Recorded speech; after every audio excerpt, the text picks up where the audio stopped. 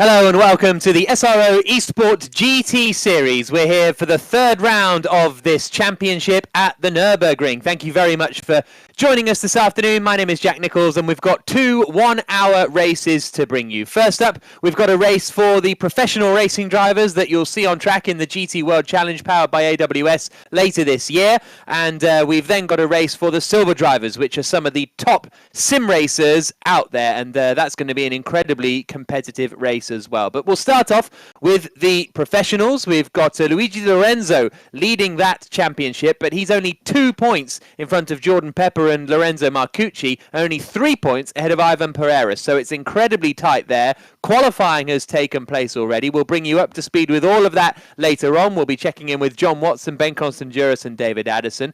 But first of all, a new initiative from David Perrell, one of the professional racing drivers that we'll be seeing out on the real world circuit. He is developing a school to teach drivers how to get quicker in the real world and in the simulated world. Let's take a look.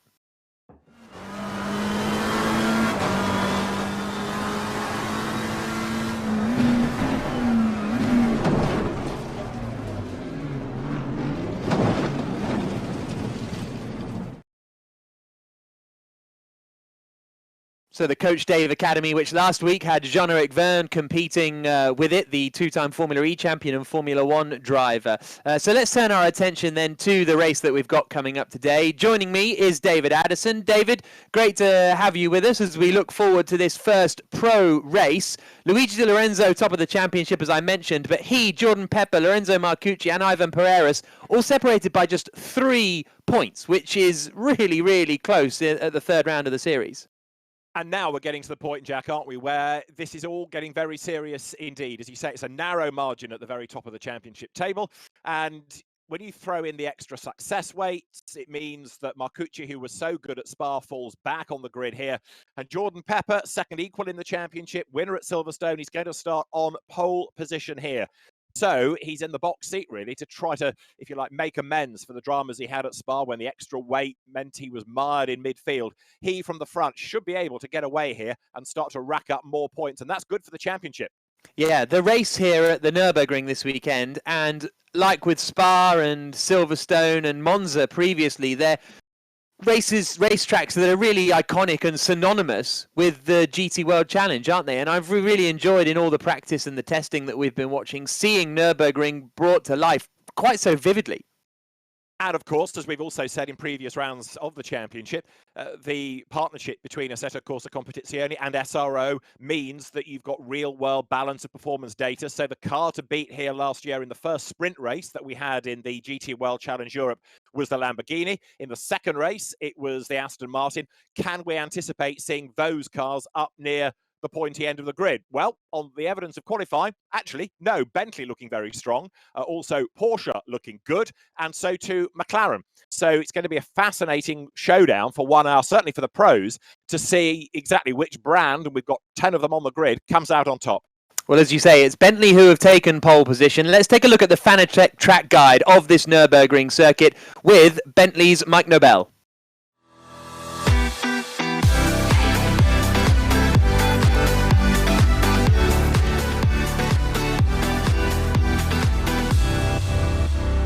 Hello everyone, my name is Mike Noble.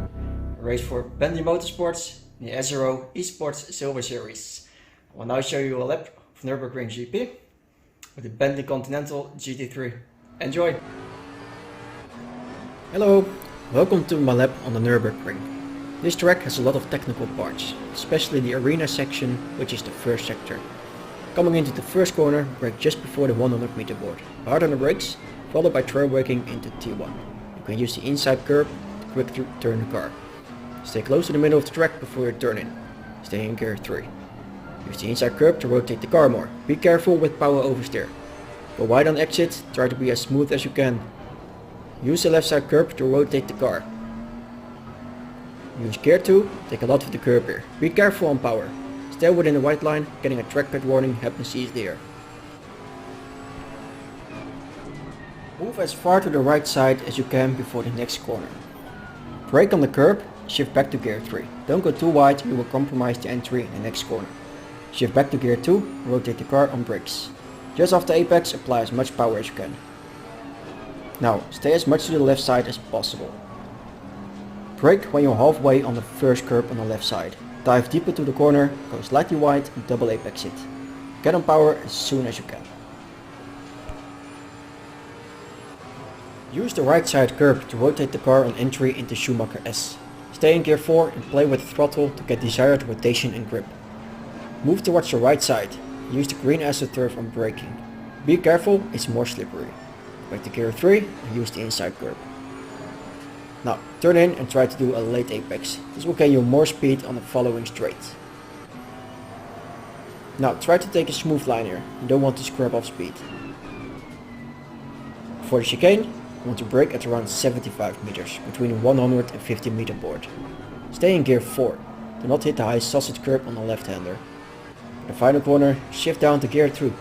Stay as close to the inside as you can. Get on power, but be careful with power oversteer. This was my lap at Nurburgring. I hope you enjoyed it.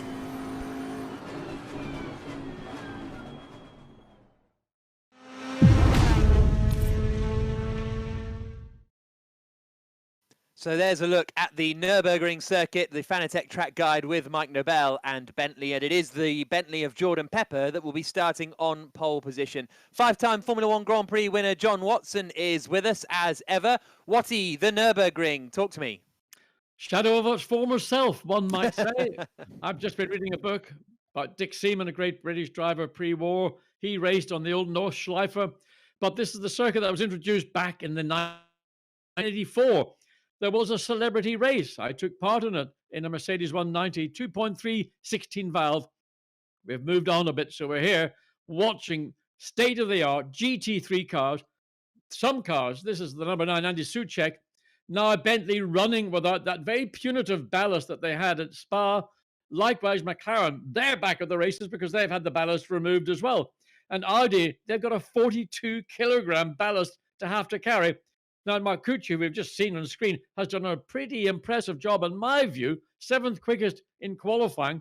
Further back in the Aston Martin, Luigi Di Lorenzo, they're also penalized, sorry, not penalized, wrong word, carrying an additional, it's a bit like Ben's handbag, another 10 kilograms in it. Goodness knows what he's got in it. Anyway, the Aston Martin down in 14th place. Di Lorenzo and Marcucci have done strong jobs, and I expect they'll come through the field maybe towards the back end of this 1 hour race. So you raced in the last F1 race at the Nurburgring and the first ever race at the new Nurburgring.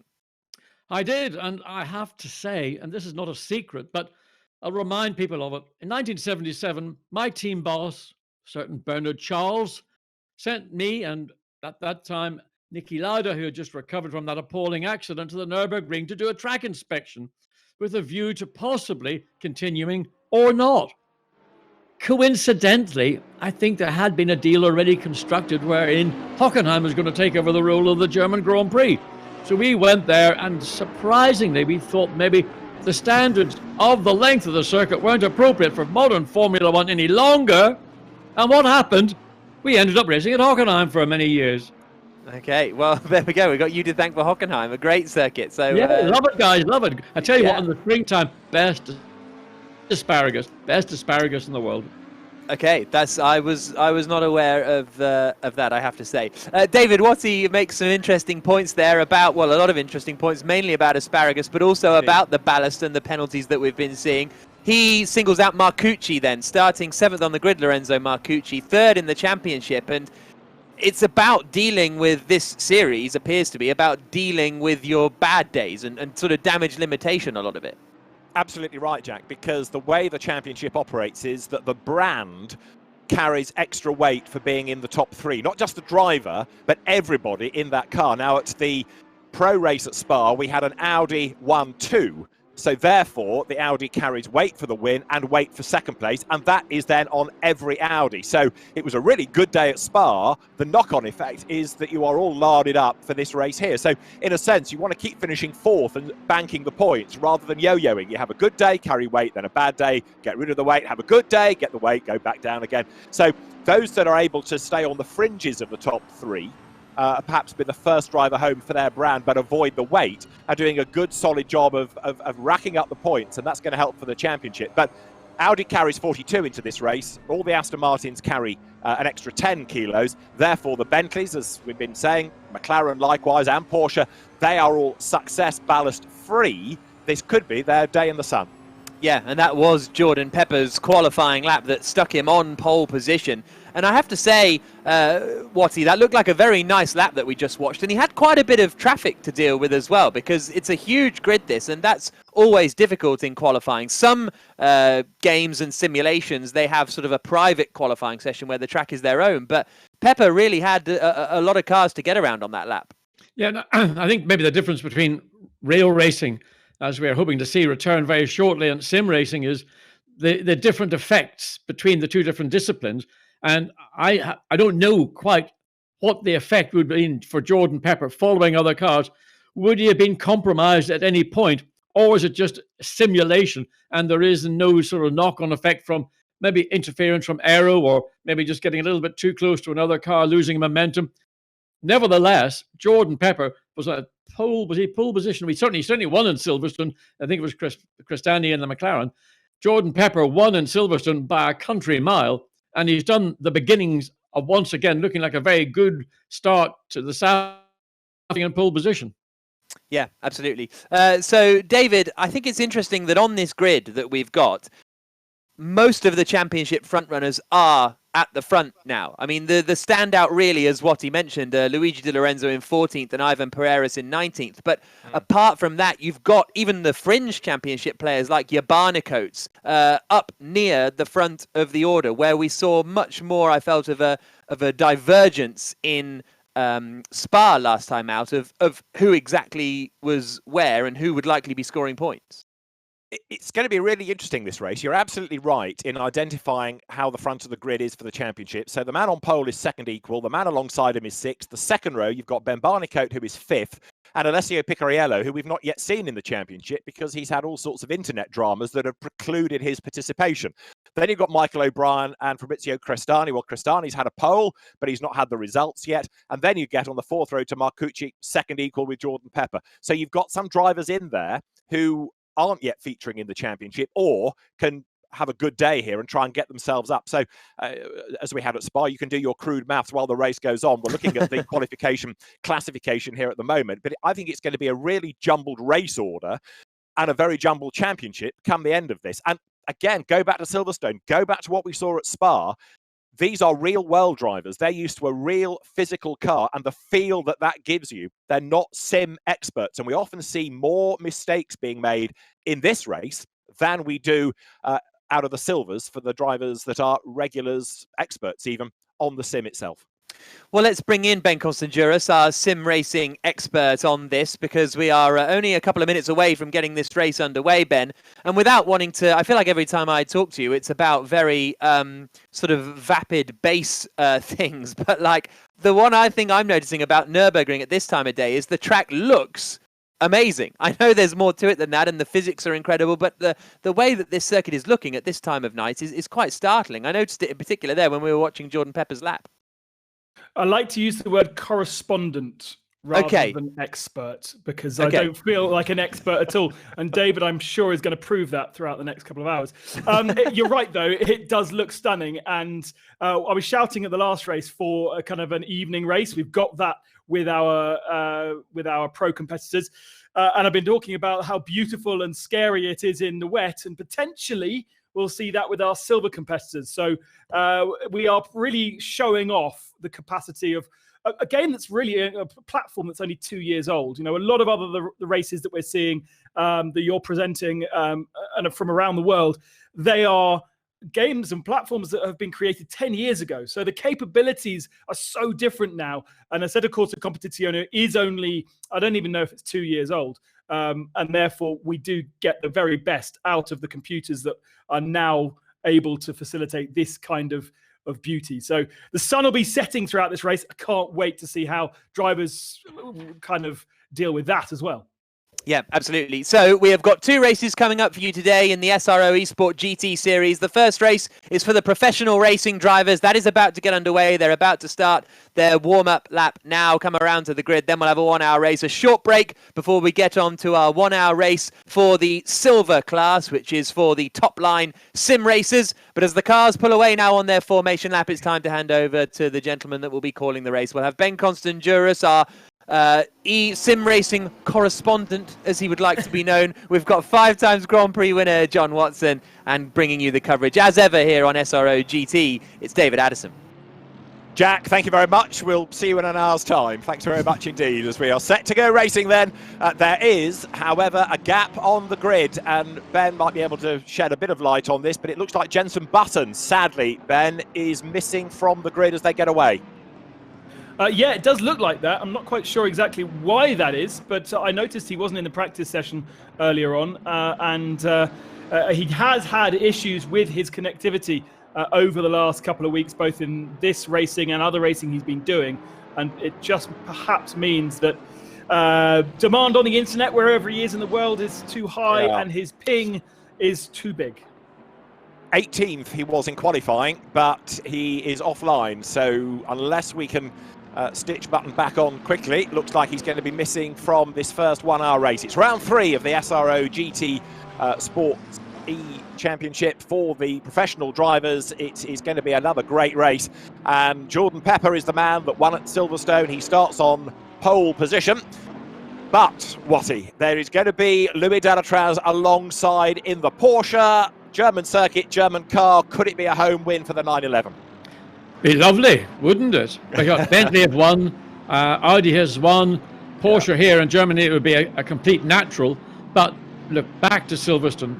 As soon as Jordan Pepper got a sniff of the lead in the Bentley, he was off and running. And nobody looked like they were going to get within, well, we talk about a country mile in England, let's call it a country kilometre here at Nurburgring.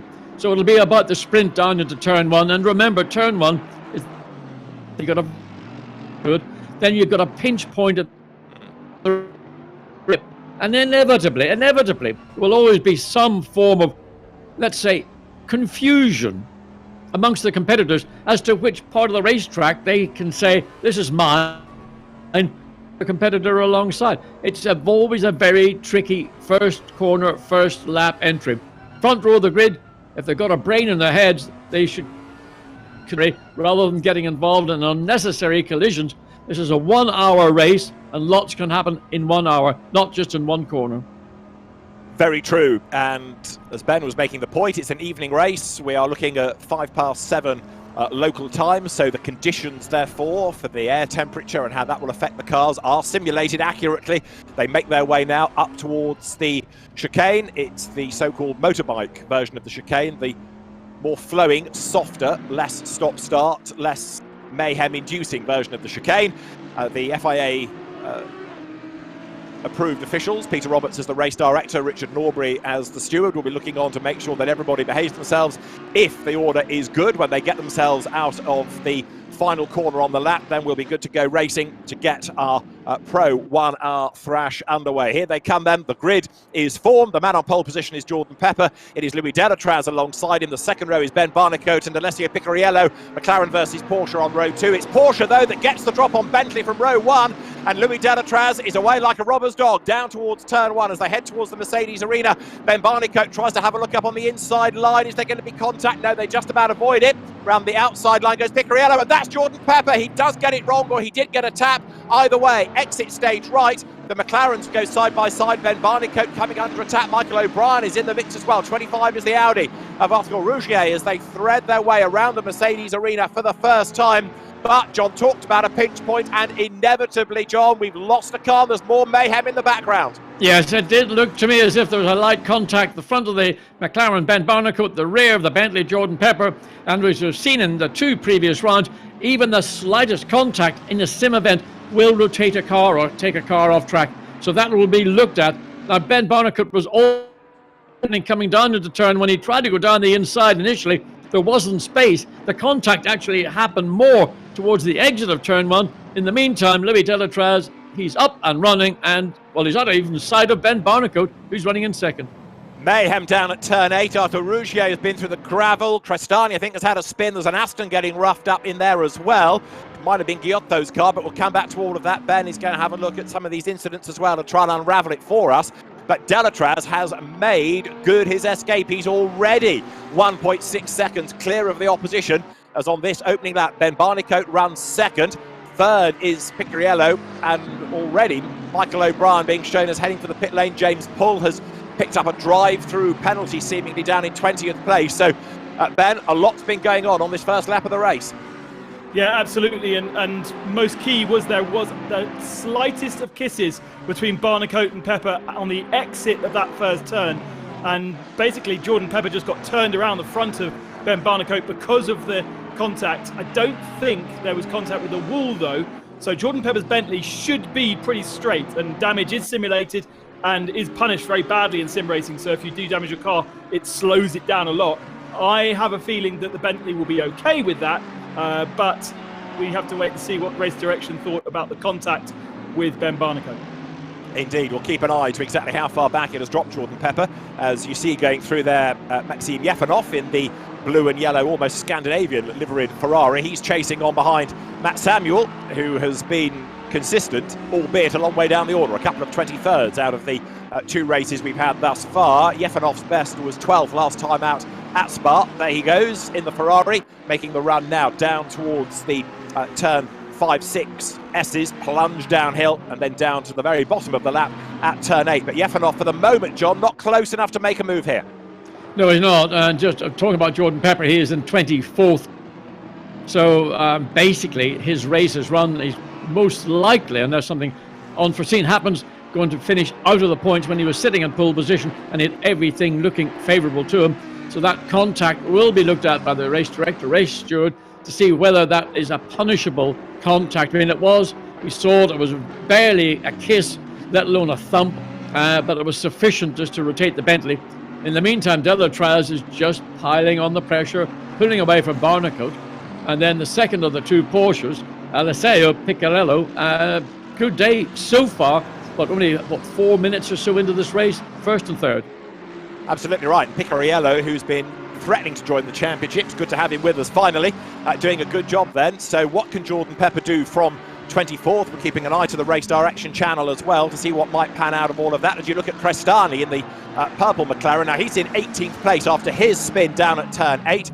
That is Issa Al Khalifa, who's come from the Pure McLaren GT Series, just running up ahead of him. Dan Wells is 16th, the British driver ahead of this gaggle, behind whom you've got the McLarens coming through. Scott Mulvin currently running in 12th place in the Team Parker Racing Bentley. There it is, number 66.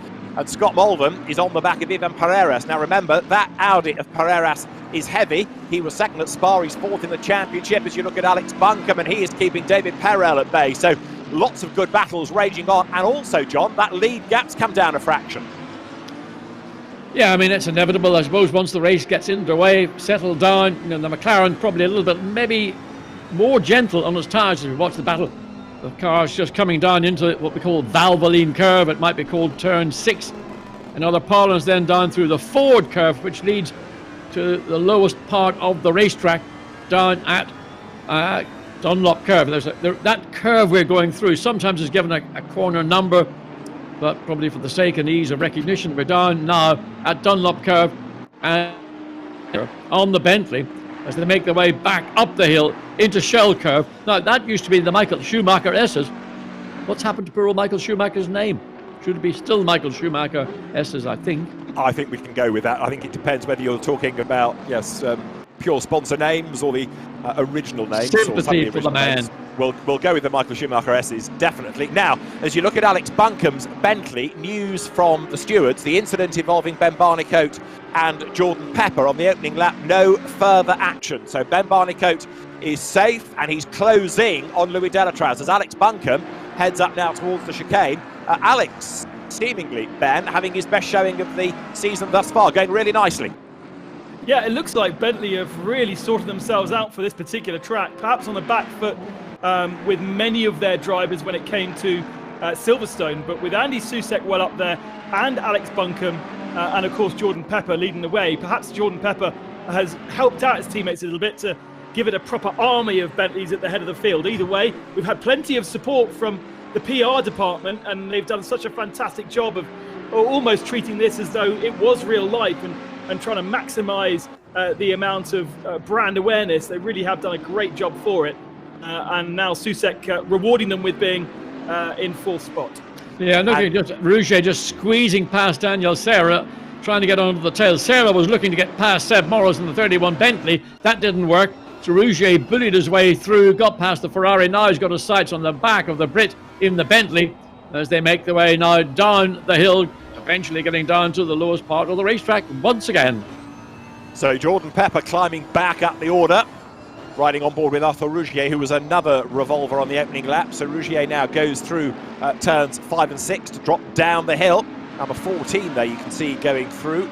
The next of the Lamborghinis hustling on, but Daniel Serra coming under attack as they drop down towards turn 8. From the back of a grid, you've got Ricky Collard making progress, 30th, but he's shown as having been given a drive-through. Now, that's not come up on the race direction channel, so I'm imagining that's the track limits, Ben. Is that right? It could well be an automatic track limit infringement. Yeah. They'll all be treated by the in-game computer, so if you do exceed track limits too much and gain, I think it's more than a second, judged by the computer in previous laps and experience the computer has of what you do on track, it will automatically give you a drive-through. Now, Race Direction can remove that if they want, okay. But it's a big infringement to get a drive-through straight away.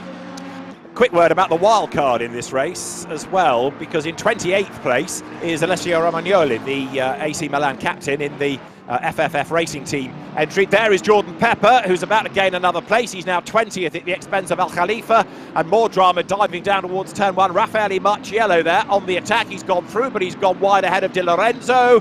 One up and one back for Raffaele Marciello, so he was briefly 13th. He's back down to 14th. Jordan Pepper coming under attack from Simone Iaquinta in the Porsche, but Jordan Pepper needs to get himself back into that top 10 to score points, and he's on a charge, no question, John.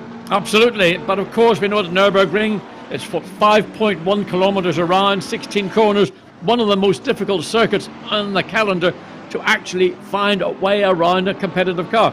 But Jordan Pepper has got the car. The Bentley was the quick. It's running without any success ballast. He is probably fired up mildly with that rather just unfortunate exit out of turn 1 where he dropped back outside the top 20 considerably. Now we're running in, well, actually 20th place and looking to make up one space. He's 1.5 seconds behind Yafanov in the Ferrari, and one would assume pull up that Ferrari pretty quickly. This is the view from the Ginzano Arco Motorsport Porsche of Simone Iaquinta. He's chasing after Jordan Pepper in the Bentley. We've been talking about how good the graphics are. So too are the car noises as you ride on board with the Porsche now. Iaquinta runs a little bit wide, doesn't he, there, going through the S's, rides up the curb, but that might just cost him a length or two. So Iaquinta in 21st place, trying to recover that lost ground as they head off towards the Ad Van Bogen, this fast right-hander.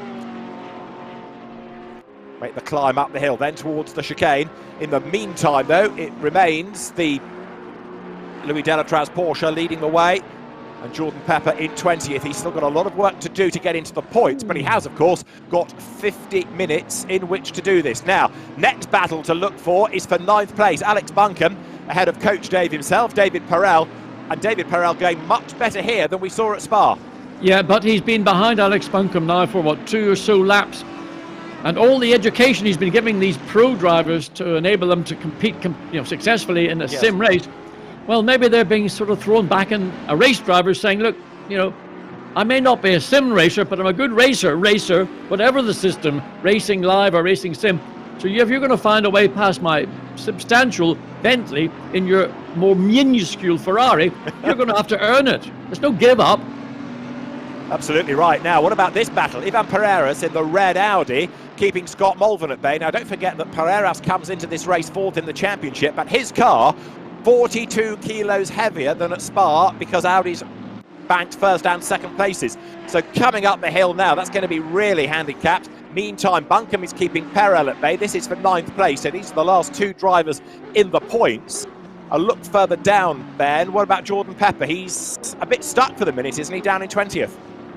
Yeah, Jordan Pepper's not making a huge amount of progress. I've actually been keeping half an eye on the battle for third position because Andy Susek has done a great job of really closing on the tail of the Porsche. And in fact, he now looks down the inside. Good work from our director. There's contact between the two. Picariello goes off the road. Yes, John? That was a real hip and shoulder. Then the next Bentley upline, Monty in the number 10 Bentley also sees an opportunity to get past the Porsche, which was literally a snooker ball attack as it came into that final chicane. So the Porsche has dropped back, lost 2 places due to that contact. Again, that'll be something that'll be looked at. And because there was a benefit to Soucek in that overtake, he may be required to drop back and let the Porsche, well, in fact, I'd have to let Monty go through as interesting call to see whether that will get the attention of the race stewards or whether that will be given a bye, as was the case with the touch in the opening lap in the first corner between Barnicoat and Pepper. We'll keep an eye to it. Right now, the lead gap has gone up again. It's doubled. Delatraz to Barnicoat from when we last monitored it. Soucek third, Monty now fourth, Picariello down to fifth. Lorenzo Marcucci, the Spa winner, is in 6th place. Seb Morris is being given a drive-through for an incident on the opening lap with Michael Grenier, so number 31, Bentley. It's 22nd at the moment, Seb Morris, but he's about to tumble down the order. The man from North Wales will get this drive-through and plunge down the order accordingly. Now, Picariello under attack from Marcucci. There is the Porsche, and we'll get this out of the way now because it's worth doing each race. Ben, please, just explain on that graphic why some drivers have more of a yellow bar ahead of the car brand. What does that mean? It's basically their internet connection. We already know that Picariello has struggled to be part of this championship because of his internet connection. It seems as though we've lost Jenson Button perhaps because of that.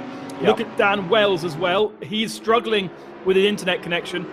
If the car hasn't got a good internet connection and it moves around on track in front of you, it may actually disappear and reappear again. And of course, that can be so distracting to the cars around you. You have no idea where your rival is on circuit. You can even collide with it without even seeing it. So very important to have good internet connection so it's a fair race for all. And if that gets any bigger for Picariello, he may well be thrown out of the race. Okay, so in other words, keep an eye on Picariello and Dan Wells with those yellow bars. The greater they get, the more strife they're in with the internet. Here, coming up towards the timing line, Scott Mulvin in the Bentley, trying to make a move against the man that leads the championship, Luigi Di Lorenzo. Now, significantly, Di Lorenzo is out of the point right now. Down they go towards turn 1, the Aston on the outside line.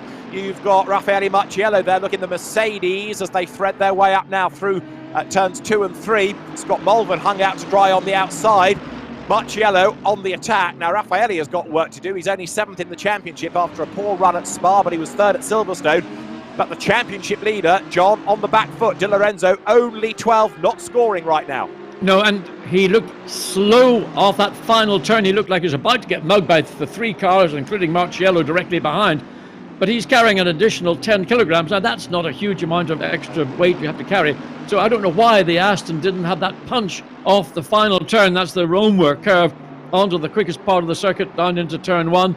He's now backing them all up with Marciello directly behind him, Scott Mulvin, and then Santamato in 15th place.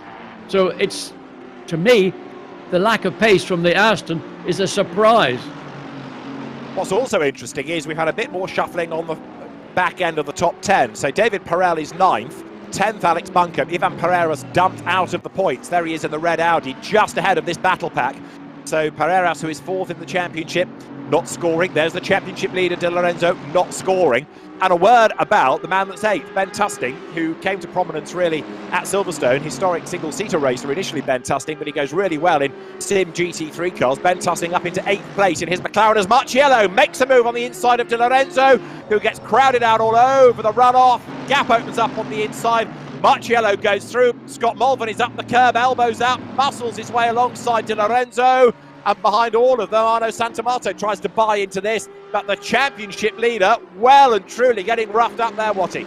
Absolutely, just I think confirms what I observed a lap earlier coming out of that final turn.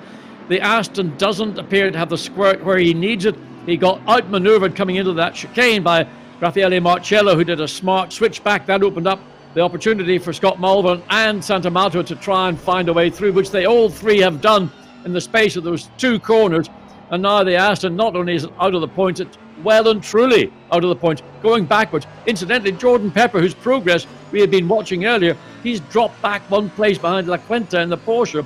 He's now got Arthur Rouget directly behind him, half a second behind, but he's so far back again. All he's looking for, consolidation, keep it clean, and you never know what will happen. We've got 43 minutes of this race to run.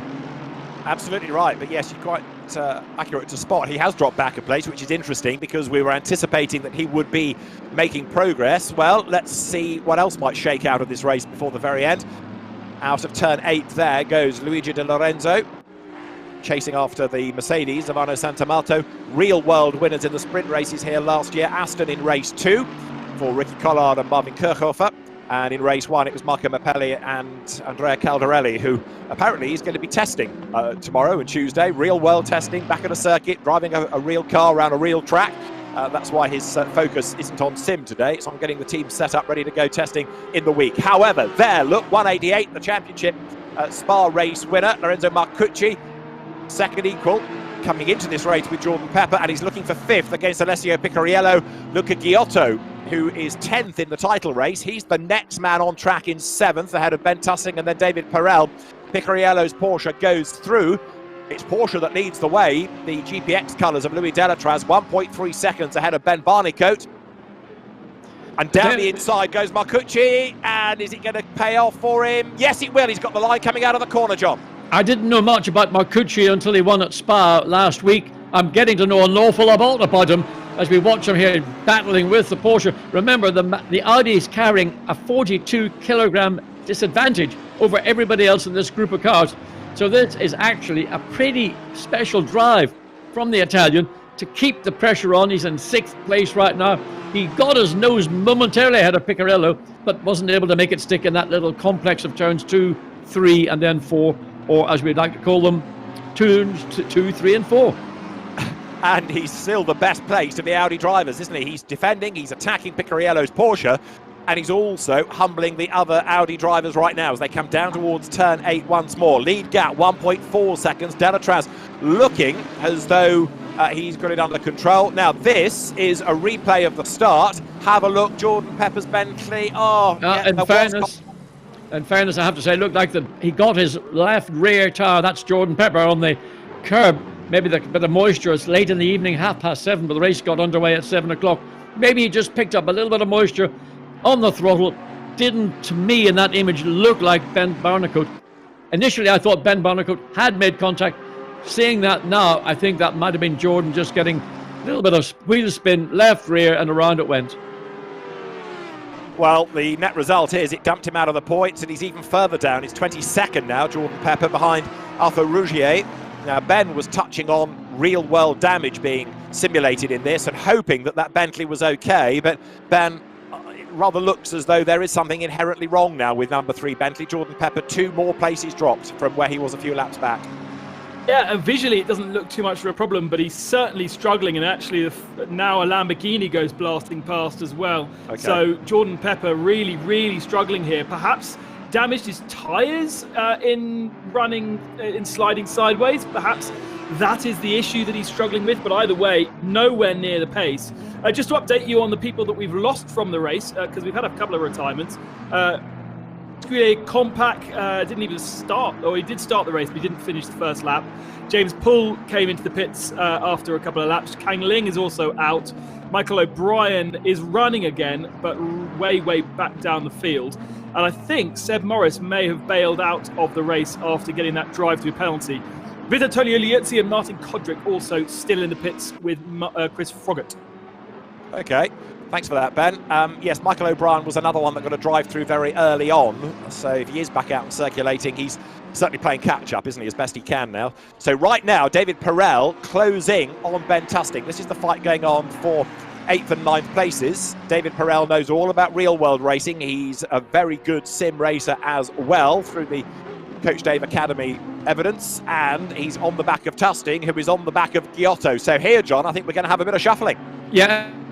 The overtake, but David Perel finally got away around Alex Buncombe and the Bentley, who is now running 1.8 seconds behind the Ferrari, but the Ferrari pushing very hard, closed up quickly to the tail of this group of cars. Ben Tusting In 8th place, Giotto 7th. Marcucci, the winner from Spa, in 6th. And they're all curb hopping like crazy as they come through the Vidal chicane and then into this final Romer curve. Spelt with a K, by the way, not with a C.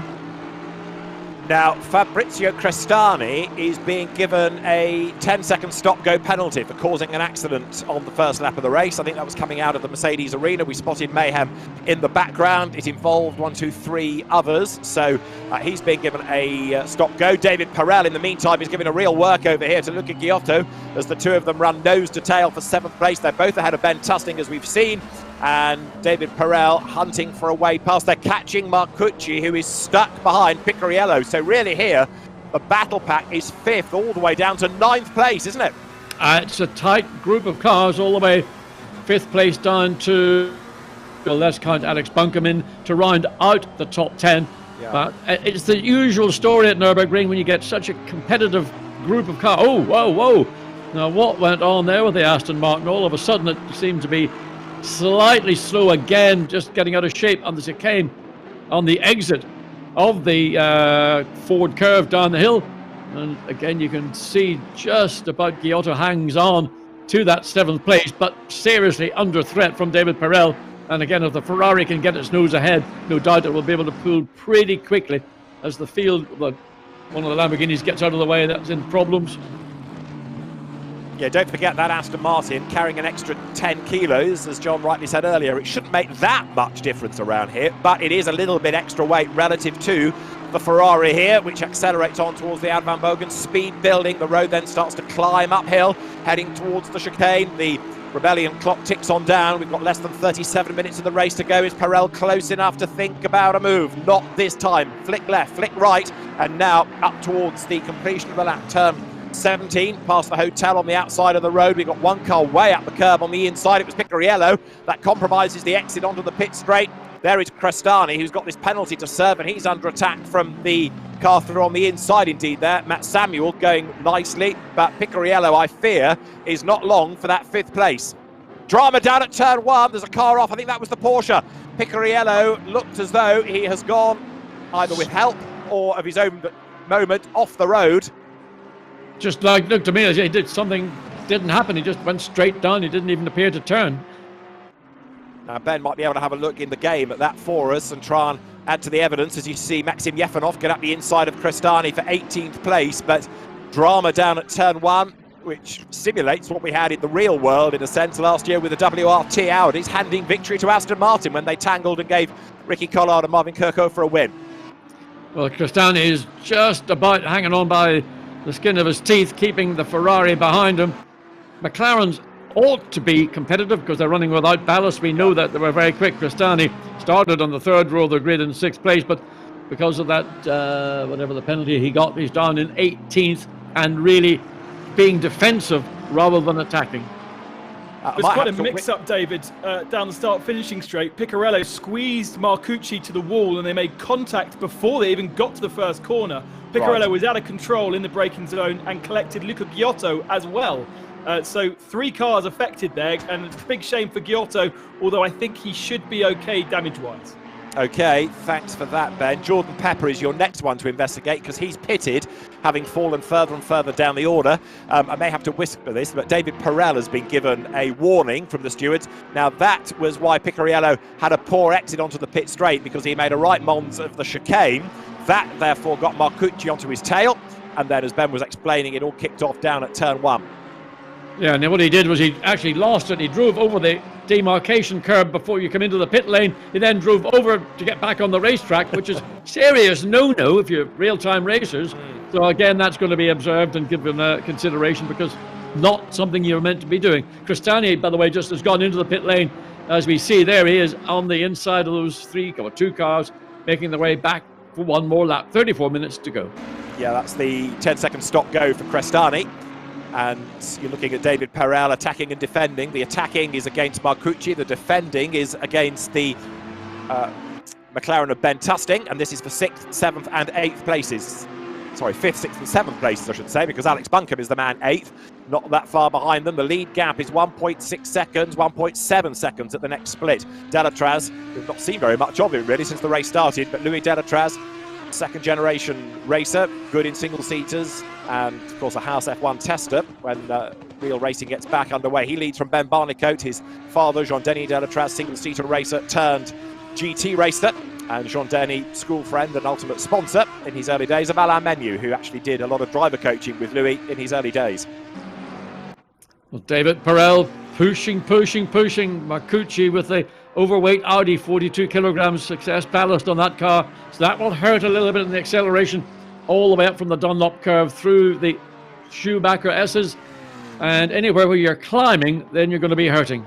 Ben Barnicoat chasing vainly, 1.7 seconds. There's the Porsche just ahead. So both cars, well, Delatraz is looking in his mirrors now because he knows that McLaren's closing down. Barnicoat has got a sniff of this, whatever's coming out of the exhaust of those Porsches. He wants a bit more of it. Well, what was 1.7 is down by half a second to 1.2 seconds now. So the lead battle starting to take up attention. The incident, incidentally, between Picariello et al. At turn 1 is being looked at. The officials rather busy, of course, still unravelling the first lap, as now you see David Perel have a go down the inside line. He's going to go ahead of Marcucci there. That's for 5th place. Ben Tusting tries to buy into this as well in the McLaren, but he's going to be on the outside line for turn 2. Marcucci fends him off, but David Perel is flying. He's getting better and better, quicker and quicker as the race wears on. He's up now into 5th place, but it's game on for the race lead, isn't it, John? Barnicoat catching the Porsche. Yeah, let me just say that was smart driving by Marcucci. He knew that David Perel was going to dive down the inside, take away that inside line into turn 1. What he didn't want to do was let Ben Tusting slide through as well. So what he did was concede, but at the same time defend. Remember the championship positions. This is a race or series of championship. Marcucci currently second equal on 25 points. He doesn't want to lose any more points. He had to concede that position. That was we're seeing David Perel in 5th, so he had to concede 5th place to Perel, but he's still picking up points, and that's going to be the key to this championship. Score when you can. Talking of scoring, AC Milan's Alessio Romagnoli there is in 22nd place, going after Diego Casarat in the Audi. Behind is the lapped Chris Froggatt Ferrari that's back out again, I think, looking at the livery. So he's on track, although not having a very happy time of it. But the wild card in this race, Alessio Romagnoli, doing a pretty decent job, isn't he? In 22nd, he's no sim expert, but I think that's a pretty good effort. He's making it look far too easy. Stick to scoring goals or saving goals. I don't know what position he plays in. I don't follow football closely, but unless it's Liverpool, of course. But he's done a brilliant job. You're in a Manchester United house here, John. You can't use words like Liverpool, good heavens. Liverpool nil, as it's known. Romagnoli doing a good job. Now, what about Ben Barnicoat? He's doing a ripper job. He's got the gap down from 1.7 to 0.499 in 2 laps. So now, Delatraz is going to have to make that car very wide. But Ben, from your evidence looking inside the game, do we know where all the time has gone? Is this Ben Barnicoat upping his pace? Is it Delatraz with a problem? Because those 2 laps really have cost Delatraz dear, haven't they? Barnicoat's been on a stormer of 55.4. Behind him, Susek's on a 55.3.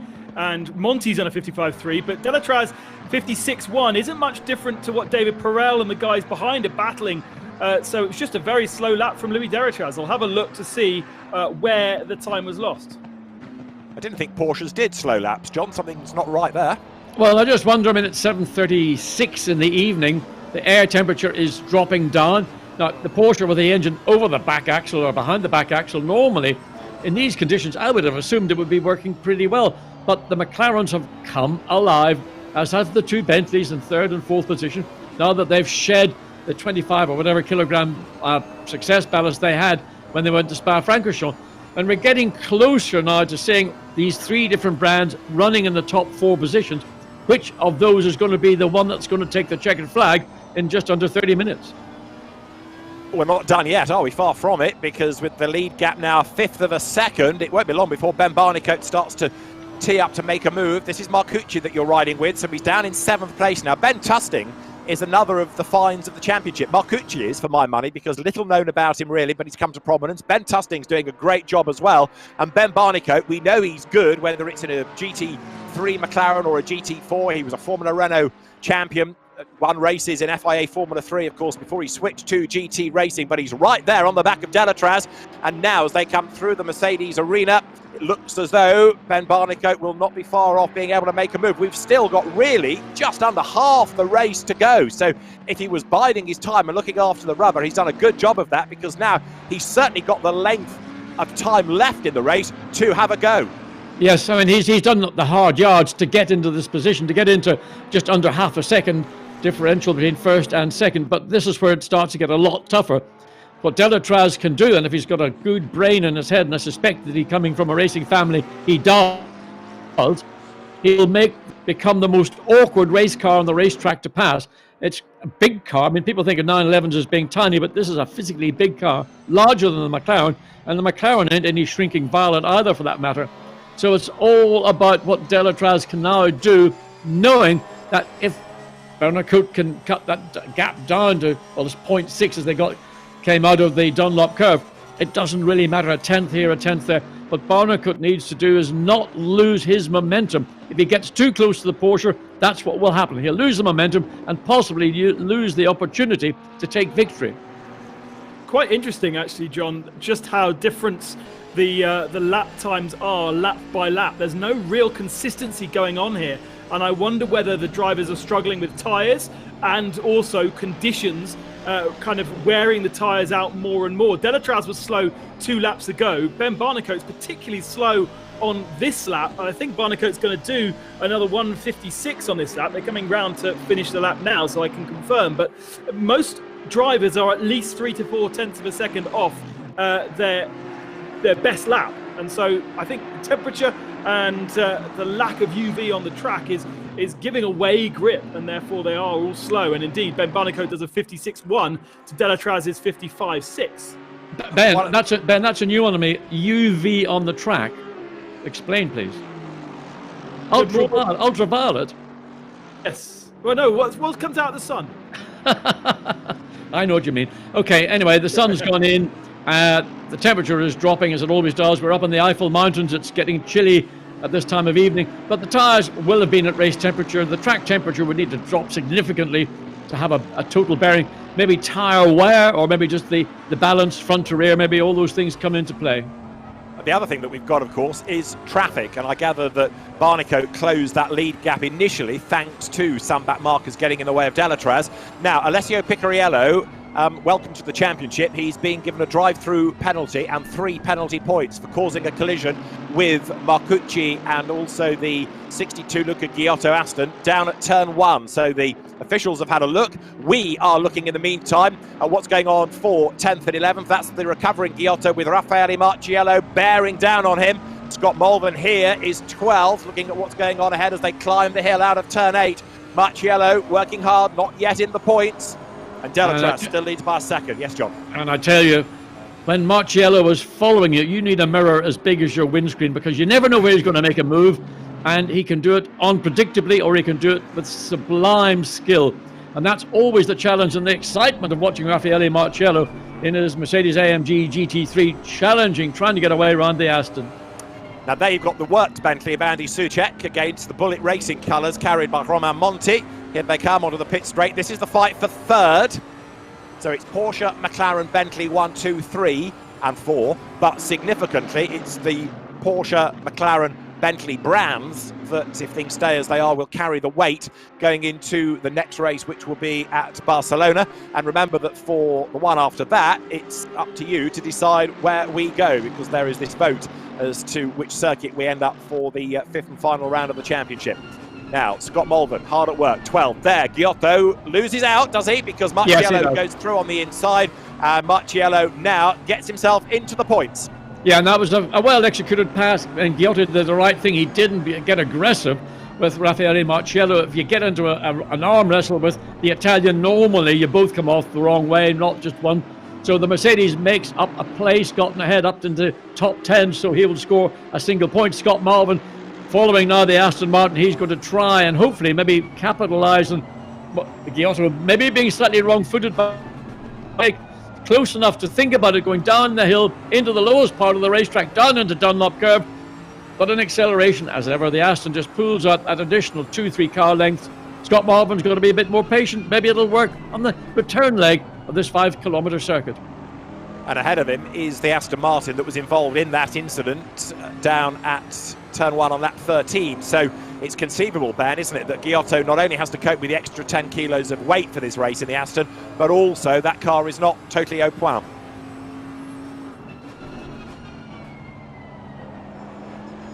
Out of the S's they come. You can see how Marciello is getting away all the while now as they sprint their way up towards the Ad Van Bogen once again. So we're on lap 19. We've got just over 23 minutes of the race to go. The lead gap is 0.8 of a second. Over the timing line they have gone. Soucek runs third. You're looking back from Giotto, and closing is Mulvin as they dive into the chicane. And again, he'll be looking away. See how the Aston runs the curb. It bottoms out, so into this final turn onto the start-finish straight. So has the Bentley got the straight line squirt? It is running without weight. The Aston's got that 10 kilograms that we keep referring to.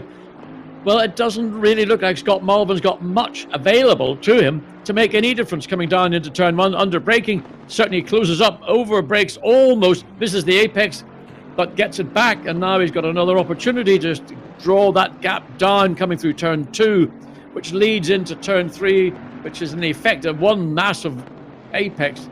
Gets the nose in, then the quick turn back to the right to where you start to begin the descent all the way down to the Dunlop curve. So good defence, clean defence from Giotto, and the pressure from Scott Mulvin.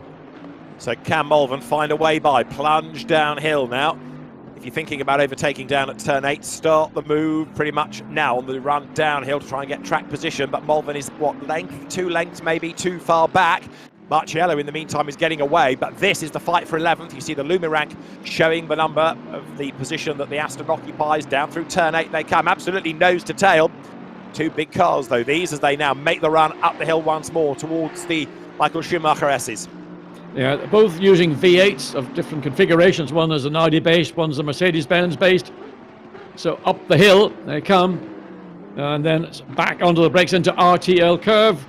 Scott Marvin using lots of that curve, as he's fully entitled to do, and gets a good entry, good exit. Again, clean exit out of the bit curve, then dropping downhill through the Hudson back bogen, which is that sort of, well, it's almost not even a corner. You just flex your wrist muscles, and the car turns in up into this chicane, Vidal chicane, right on the rear wing now. Looks to think about making a move up the inside. Good pass, Scott Mulvin. Thought about it, executed it, moves on. Nicely done. Scott Mulvin through on the inside into 11th place. Still not quite good enough for the points, but he's got 20 minutes plus in which he can just about latch onto the tail, maybe, of somebody further up the road. And if Marciello can make progress, that might help to shuffle the order and make 1 or 2 people drop back into the clutches of Scott Mulvin, who a good few years ago was a Formula Ford gun before he turned his attention to GT4 and GT3, now sim racing, and Scott doing a good job, as you've come to expect from the British driver. Luca Giotto, a very experienced single-seater racer before coming into GT also. He's the man behind. But Louis Delatraz leading, still by only a gnat's crotchet from Ben Barnicoat. It's 0.8 of a second. It's a good touring car time, the gap last time over the line, 0.888. But it's Delatraz to Barnicoat with Soucek in third, keeping Monty at bay. David Perel fifth, and Ben Tusting still there in 6th place. Now, either matching each other, Louis Delatraz and Ben Barnicoat over the last couple of laps, exactly the same times of 55.5, with Andy Soucek and Romain Monti actually lapping faster than our leaders. Monti had a very slow lap a couple of laps ago, lost a second to Soucek, but now is starting to claw back the disadvantage that he gave himself. I didn't see what happened, but it was a whole second in 1 lap, and now he's gaining 2/10 per lap. So he's got a lot of work to do to get back into that position of challenging the works Bentley. Well, what I was about to say was that what we're seeing Delatraz do is precisely what he should do, and that is not to try and drive the wheels off the car to gain an advantage over Ben Barnicoat. It's to drive at a pace which is going to frustrate Ben Barnicoat. And the gap between first and second has been hovering around 6/8 of a second lap on lap. The pace at the front clearly is slower than the third and fourth Bentley battle going on, but that is unimportant. All that Delatraz has got to do is not offer up one opportunity to Ben Barnicoat to allow the McLaren to snick its nose up the inside and maybe find himself losing the lead, Barnicoat taking the lead. So That's what I call intelligent driving. 19 minutes remain of the SRO Esport GT Series here at the Nurburgring. It is a race being led by Louis Delatraz. Ben Barnicoat runs second, Andy Soucek third, and AC Milan's captain Alessio Romagnoli is the wild card, is doing a very impressive job in 22nd place with some very experienced drivers like Fabrizio Crestani, Nicholas Hillebrand, Mikhail Grenier, Jody Fannin, David Fumanelli, all behind him. So this has been an impressive run by Romagnoli, and he's not done yet. David, I'm a really mean old gnarly guy. He's doing where I say no, you're not. No, Romagnoli's done a brilliant job as a sim driver. I want to see him in the real thing. Andrea Caldarelli, give him the keys. Let him have a go. Would be interesting, would it not? So Romagnoli comes down towards turn one. He's actually closing on Diego Casara ahead of him in the Audi. 21st, 22nd, these two are running. Ahead of the pair, incidentally, is Alessio Picariello, back out after his drive-through for causing the incident, in which he also came off pretty badly with a spin and some damage down at turn one. So on board with Romagnoli. Now, John, out of the Mercedes arena. I mean, he's doing everything, I would say, wheel perfectly. His entry points, his exit points, lining up, coming down the hill, follow Casara. I mean, what more can he do? He's in the zone right now. But of course, it's this issue of short straights, slow corners. I mean, what, 3 car lengths behind the Audi down the hill? He's not going to dive down the inside because there's no way to do it. The Audi covers it off anyway. The place that he might have an opportunity, we've seen overtakes taking place, is on the exit of the Vidal chicane up into that final curve. So, I mean, inexperience on the part of, I've lost his name now. Romagnoli is the only thing that might preclude him finding a way past the Audi. Well, right now, this is the view that Louis Delatraz has. It is a clear road, and behind him, there's a little bit more daylight. Ben Barnicoat has dropped back a fraction. It's 11 tenths now between the two, and Louis Delatraz looking good up front as he comes down towards turn 8. We've had a win for Bentley, a win for Audi. And is it going to be a Porsche victory in the GPX Racing Gulf colours here for Louis Delatraz as he climbs the hill up towards the Schumacher S's? What Ben Barnicoat can do, may have done, we don't know, is that he's realised I've been stuck behind the Porsche now for goodness, 7 or 8 further progress. I'm not doing myself any favours. If you just drop back 2 or 3 tenths a second, then you can pick up. I keep referring to momentum. The thing that stops drivers making progress is getting stalled out behind the car they're trying to pass. So drop back, regroup, start. We've got 16 minutes of this race. So maybe Ben Barnicoat has realised I'm not making any progress with what I'm currently doing. Start again. Ben, you've been watching this. What's happening for Ben Barnicoat? Because it's really seesawing. It was 11 tenths. Now it's down to 6 tenths at the next sector. It's very surprising. Louis Delatraz last time through did nearly a 54.9, just missed out by a fraction of a second. He lost half a second this last lap. Oh, as we see a Mercedes going very wide. Marcello up to 9th position, so picking up a bit more points now. But Delatraz is inconsistent. 54.9, now a 55.3. Barnicoat's done a 55.0 last time through, but did a 55.5 the lap before.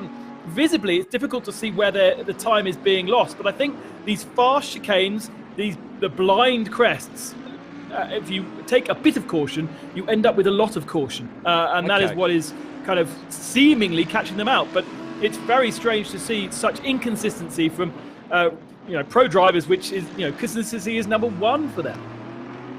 Yeah, and Louis Delatraz, certainly in Formula 2, as well as in his earlier single-seater days, has proved to be very, very impressive indeed, and has a good career ahead of him, one would have thought. So Ben Barnicoat, who is a very, very accomplished GT racer, he was a winner, wasn't he, in FIA Formula 3 when he was part of the Racing Steps Foundation before moving to be a McLaren factory driver. Ben, 8 tenths back at the start of this lap. We have done 23. We've got 14 minutes to go. Ben Constanduras rightly talked about Marciello, and there he was in the Mercedes, having got up past Ivan Pareras. Don't forget that Pareras there in the red Audi came into this race 4th in the championship, so he's dropping back, he's losing points. And here is Matt Samuel ahead of Arthur Rougier, who's another driver trying to recover from an incident right at the very start. Well, Rougier was certainly one of the drivers in that sort of lead group that could have been further up through the field, but getting involved in issues. But really, just to think back about watching Raffaele Marciello coming through turns 6 and 7, making mistakes, but he always makes mistakes when he's on a charge. And the gap between first and second, it is seesawing. We don't know quite what the reasons for that are, but one thing, as I mentioned before, in the case of Ben Barnicoat, don't try and run under the rear wing of the Porsche for the entire race, because that's where you'll finish. So 13 and a half minutes to go. Matt Samuel doing a good job here in the Aston, but of course here we're looking at 2 cars that have put weight on since they were at Spa, making the run now once more up towards the chicane, the completion of the lap, although already through, of course, have gone the race leaders. What we've not seen in this, apart from a few dramas on the opening lap, maybe you could put the Picariello crash into the mix, but we haven't seen quite the same mayhem that we had in the earlier 2 pro races, which suggests, Ben, that they're getting used to sim racing now, these real-world drivers. Some of the guys are putting in 6 to 7 hours a day to practice and get up to speed with some of the pros, some of the pro sim drivers. They've seen the silver races, they've seen what's on offer. We had an AM competition yesterday as well as part of this SRO series. And, these pro drivers are competitive people. They want to be not just the best in this race, but they want to be able to fight with the sim drivers. And, in races to come across the next couple of months, I think we will start to see more of a mix with pros and silvers becoming, mixing into one race. And they don't want to be embarrassed, so they're putting in incredible commitment to being on pace. And I think that is what we're seeing here. It'll be very interesting to see. Well, I suppose we may not get a slick race, but if we did have the ability to compare, whether we would see similar lap times. Because remember, actually, at Spa, they were pretty close to lap times from both the pro and the silver race. Scott right now. Yeah, just was listening to Ben there, but really Scott Marvin over the back of Pereiras, coming down to climbing now up to the Vidal chicane, and thinks about diving up the inside, but wasn't sufficiently far alongside. Could maybe think about doing a pass. He made a great pass here a couple of laps ago, but again covered off by Pereiras. Again, frustrating Scott Marvin with again the pace, but the momentum primarily.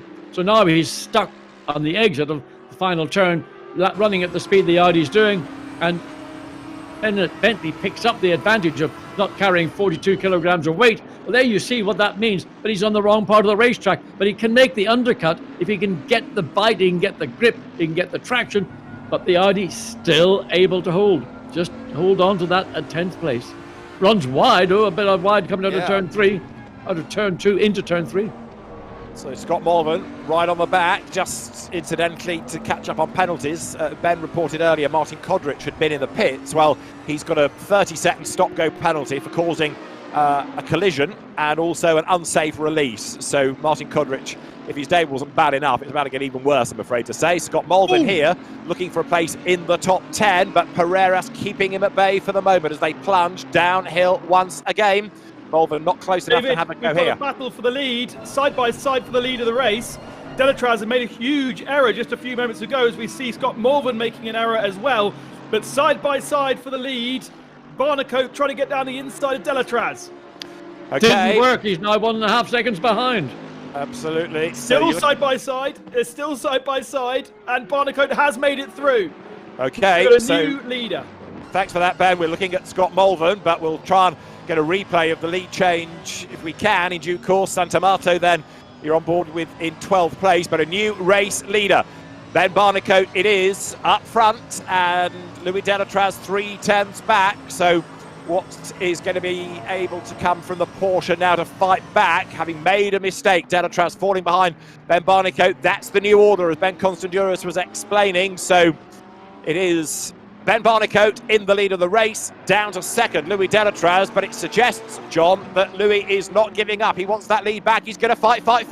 Well, that's all he's got left to do. I mean, he's got a car that's been dominant all evening, But Ben Barnicoat, we didn't see the pass. I suspect it happened into the final turn. What we saw was coming down into turn 1, at which point the McLaren was ahead of the Porsche. So Delatraz, having taken control from the opening lap into turn 1, now has got a different dynamic on his hands. Right now, I suspect that the pace that Ben Barnicoat has been able by catching up relative to the Porsche is going to be enough to keep him into the lead. 8 minutes or just under 9 minutes of the race remaining. Delatraz probably hasn't got an awful lot left in the tank, but of course, keep the pressure where you can. He's running every part of the racetrack, curbs all round, inside, outside, to try and drag the last tenths of a second out of the Porsche to get back into contention. I mean, Ben has been reporting how Delatraz's laps were a bit yo-yo. He'd make the odd mistake and the gap would come down and then he'd regroup and pull away. That inconsistency. If now he can focus on the back of that McLaren, let's see what he can do. But of course, all this has happened late race, so he's running out of time. He's running out of laps here with just over 8 minutes on the clock. Ben Barnicoat leads the way then as he powers towards the chicane once more. Ben, who was second at Silverstone, and of course that was an incident-filled race for him because he got tangled up early on with Crestani, and now he leads the way as the two Bentleys for third and fourth are as one. Andy Soucek just ahead of Romain Monti as they come onto the pit straight, but Ben Barnicoat a second and a 27th as his two results leads here. Who's going to be third? Is it going to be Soucek? Is it going to be Monti in this inter-Nissan Bentley contest? I think this is the battle that's probably going to go to the very end. You've got factory car, then independent run Bentley. They're looking to get onto the podium. I don't believe that Delatraz, other than if something unforeseen should happen to Ben Barnicoat, is going to make it back to what would be the top of the step on the victor's podium. I think the Porsche's pace is no longer sufficient to deal with the skill of Ben Barnicoat and the pace of the McLaren. The McLaren looks visually the quick in that battle for first and second. I think you're right, and Ben Barnicoat doesn't often make mistakes either. Very, very good driver is Ben, so he leads the pack. There is Romain Monti in fourth spot, going after Andy Soucek for third and fourth. The Works livery ahead of the Bullet Racing Bentley. Bullet, the Stephen Patrick, Andy Merrick, Dave Price team. So, replay of exactly what happened to Delatraz to lose the lead. So this is coming out of the Mercedes arena. Porsche holds sway up to this point. Yeah, the back of the car looks, you think it was crabbing as a visual effect. The car looked completely out of shape. It was not natural. So at this point, Delatraz has got the best part of a second of an advantage over Ben Barnicoat. So where the overtake occurred on this lap, this is a replay, not live, folks. This is a replay of that overtake, which will probably come, I suspect, as the cars would have exited out of the Vidal chicane up into Roma Curve. We have to wait and see. We didn't see it live. But this is the image that we're seeing. This is the replay prior to the overtake taking place. And I think it's going to start here, isn't it, at the bottom of the hill? Oh, yeah, we now cut away from that. There, we go to Romain Monti. Right, okay. Tina's up there, and we don't see it. So I think it started at the bottom of the hill and it finished at the chicane, from what I understand. Yeah, I think that Either would be way, I guess. Yeah, we've got Ben Barnicoat in the lead by half a second. And this is it. Delatraz is coming back at him, John, isn't he? Look at that underbraking. Certainly did. I mean, where did that come from? I mean, Ben, wake up. What are you doing? You've got the advantage, you've got the speed, you've got 5 minutes and 45 seconds, and all of a sudden you've sort of offered up a gesture to Louis Delatraz and say, well, come on, let's make a race of it. It's boring leading on my own. Well, Ben has had enough of staring at the back of the Porsche, so now he is doing his level best to not only lead the race, but fend off Louis Delatraz. Delatraz has not given up. Soucek is still doing a good job defending in that third place. Now, not Ben Barnicoat, Ben Constantdurance is able to look at gaps here. Are the Bentleys getting any closer to this lead battle, Ben, or are they pretty much in no man's land behind in third and fourth?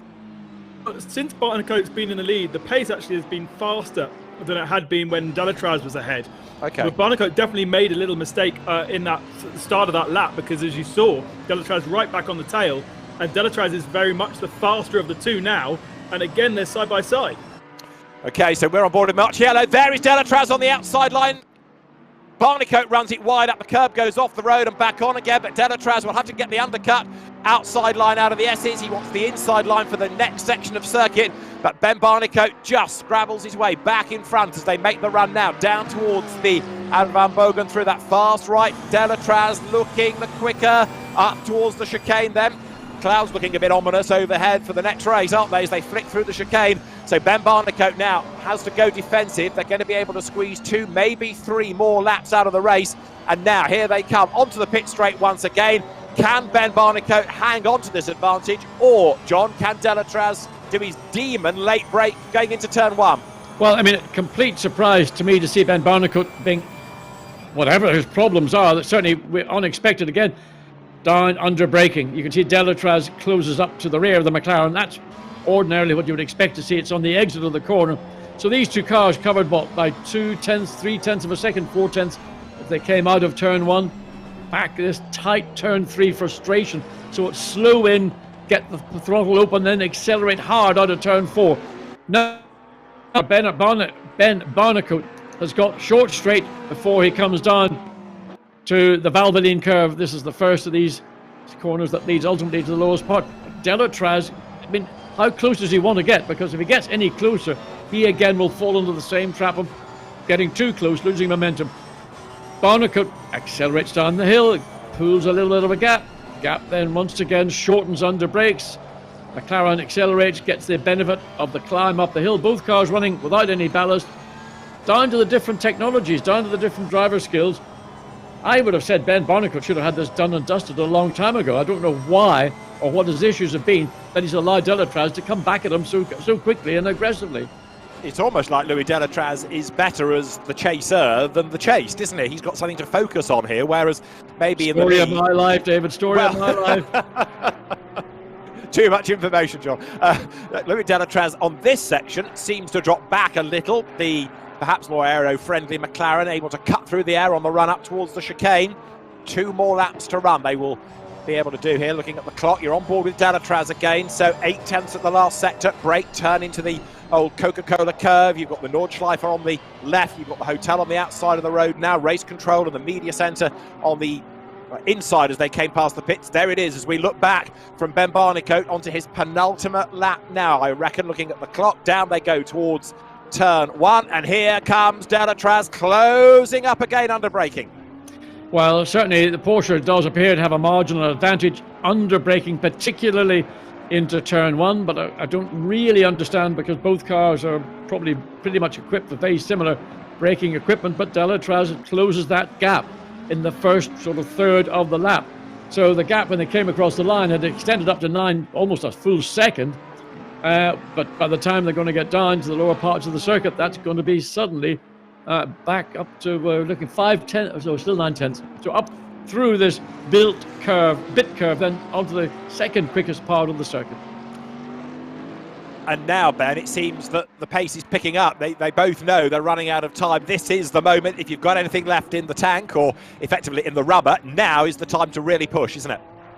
I think this is the key thing right now, is that they are running way closer to the ultimate lap time than they were midway through the race. They were in the mid-55s in the middle part of the race. Okay, Delatraz's last lap at 55.8 with a mistake for sure, but they were in the 54s when Barnicoat first got ahead. And I think, by running that close to the limit, you're much more susceptible to making those small errors, to running a little bit wide over curbs, and that's where we've seen their mistakes creep in. But Delatraz faster on this lap again, but I'm not quite sure close enough. But this is what we want from GT3, isn't it? Whether it's in the real world or the sim world, 2 young star drivers, 2 different brands, and they are leaving nothing on the table. It might only be a sim race, but each of these 2 really wants to win this. And now look, as they come onto the pit straight, we've got now less than a lap time left in the race, so this will be the last lap. This is pretty much Delatraz's last chance now to close up at the end of the straight. Yes, down into turn 1, the 6/10 of a second when they came across the line. Delatraz yet again closes that, almost halves that 6/10 of a second as they go into turn 1. So Ben Barnicoat will be having one eye looking forward, one eye in his mirror to see where is Delatraz making up all this ground. Why is the Porsche suddenly coming alive at this last lap, the last 5 minutes of this race? He's been under pressure, which in my view, once he'd taken to consolidate and pull away very comfortably indeed. But the Porsche and Delatraz, they're back at the races. They've got maybe 1, maybe 2 chances on this final lap. Barnicoat will defend if his life depends upon it. Of that, you can be assured. Ben can be a feisty driver when he needs to be. Big fan of, and has even raced in Brisker Formula 1 stock cars, so he's not afraid to get his elbows out. Through turn 8 he comes. Delatraz again, good on the brakes. That Porsche brings down the gap, but even if he gets right under the rear wing of that McLaren, he's got to find a way past. And Ben Barnicoat turns his way out of the Schumacher S's then with Delatraz a little bit nearer once again. Lights are flashing as Delatraz feints to the inside line. Ben Barnicoat is still able to keep him at bay then as they go through left, through right. Half a lap to go in this third round of the SRO Esport GT Series. And it's McLaren versus Porsche, two great names of motorsport, and it's McLaren in charge as Ben Barnicoat leads the way. The gap at the last split was half a second, but I'm just not convinced Delatraz is going to get close enough to be able to have a go. He's going to have to hang everything out through the chicane, and even that doesn't help him because as they get to the Coca-Cola curve, he does close up, but there's no gap. There's a tap in the tail. That's going to unsettle the McLaren on the dash to the flag. Who is it going to be as we wait to see? Ben Barnicoat, Louis Delatraz head up towards us. Is it going to be the McLaren to hang on in there? It's going to be a virtual dead heat between the two as they come across the line. But Ben Barnicoat does win by 0.07 of a second. Brilliant race. Louis Delatraz second. Andy Soucek takes third ahead of Romain Monti. David Perel fifth. And a really good sixth place for Ben Tusting. But 0.07 of a second. Splits the top two as you see Raffaele Marciello go home for eighth, just ahead of Alex Buncombe then at the end, and Scott Malvern into the top 10. And there's a car there that has ground to a halt on the pit straight. But 0.07 at the end of an hour of racing. John, that was proper, wasn't it? Phenomenal finish. I mean, I didn't believe that Delatraz had anything remaining in the tank once he lost the lead, but he came back that last lap. And I mean, there was the lightest of contact with the McLaren and the Porsche coming into that final turn, but no gain, nothing lost. So 0.07 of a second, I mean, you can't even blink that quickly. Outstanding by both drivers. Brilliant race. 0.07 split the two at the end of 32 laps of racing. In all the excitement of race positions, apologies, I didn't really concentrate overly on the championship. I'm sure Jack Nicholls has been computing all of this. It was, as we've been saying during the course of the hour, a very, very lively race indeed. Incidents aplenty. Not maybe the same mayhem that we had at Silverstone and at Spa. It was fierce racing. It was good racing. And Jack, that I think was seeing how the pro drivers have got used to sims and now are doing a really good job in the sim world. Yeah, it was a really classy race, wasn't it, between Barnicoat and Louis Delatraz. And thank you for stitching me up. Happily, I have done some championship calculations. You see, I had every faith. I had every faith. No, I think you wanted me not to have done them personally, but we'll see. My calculations have Ben Barnicoat now at the top of the standings, 43 points for Barnicoat. Louis Delatraz now 9 points behind Barnicoat on 34. And I guess the big news for that, David, was Jordan Pepper, I suppose, and Luigi Di Lorenzo, the championship leader to a certain extent, because he didn't qualify well. He was outside of the top 10, but I thought maybe we'd see some progress from him. He wasn't able to, didn't score any points. But the scene was set for Pepper to take the lead of the championship today, and it all went awry at turn 1. Yeah, although arguably it went awry even before that, Jack, in a sense, because yes, he was touched from behind, but you could argue that he shouldn't have been in second place anyway. You know, Louis Delatraz got a better start, put himself ahead down to turn 1. And that's when it started to unravel for Jordan Pepper. You're absolutely right. But if he'd have made a better start, it could have been Delatraz being tagged and having an incident. So, yeah, Jordan will have a think, I'm sure, about what he did at the start. And really, I think that's where it went wrong for him. But you're right, it was his race to win, really, and it gave us a very different result from what we expected.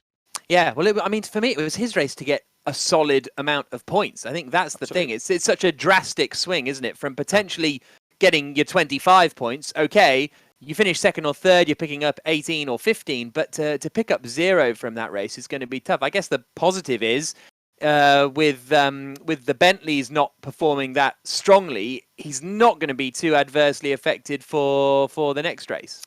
Well, we got a Bentley third, didn't we? The Andy Soucek car. Yeah, so it'll get a little bit of weight.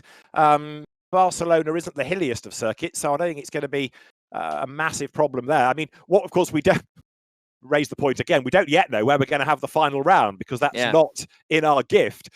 If it's from all the fans a really hilly circuit and you do well in the next race at Barcelona, then you really are in stride for the last round.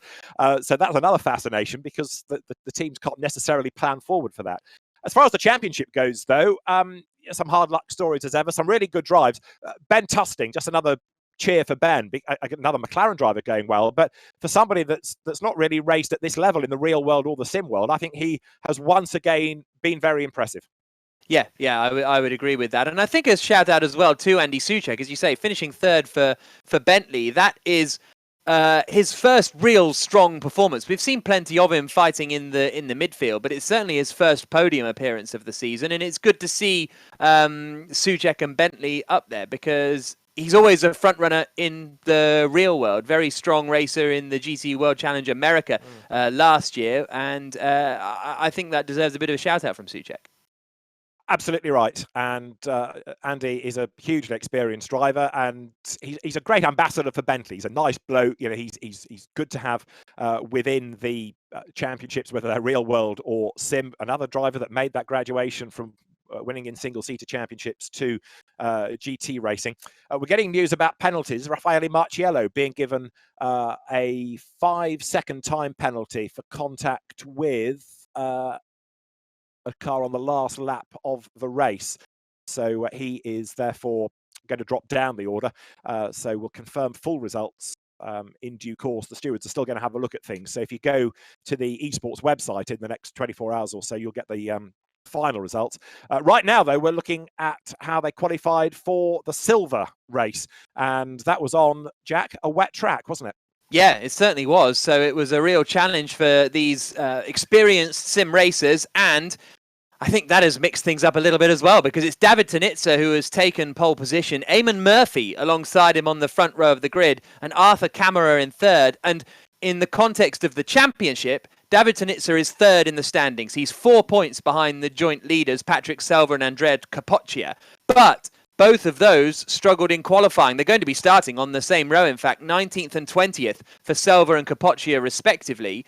And the other one to keep an eye out in this is going to be Arthur Kammerer, because he's fifth in the championship at the moment, but only 7 points off Selva and Capoccia in the lead, and only 3 points away from David Tanitza. So I think title fight-wise, David, this is really going to be all eyes on Tanitza and Kammerer, because I think Selva and Capoccia have got their work cut out to score any points, I think. All those remarks we made about Jordan Pepper, you can now cut paste with David Tanitza, can't you?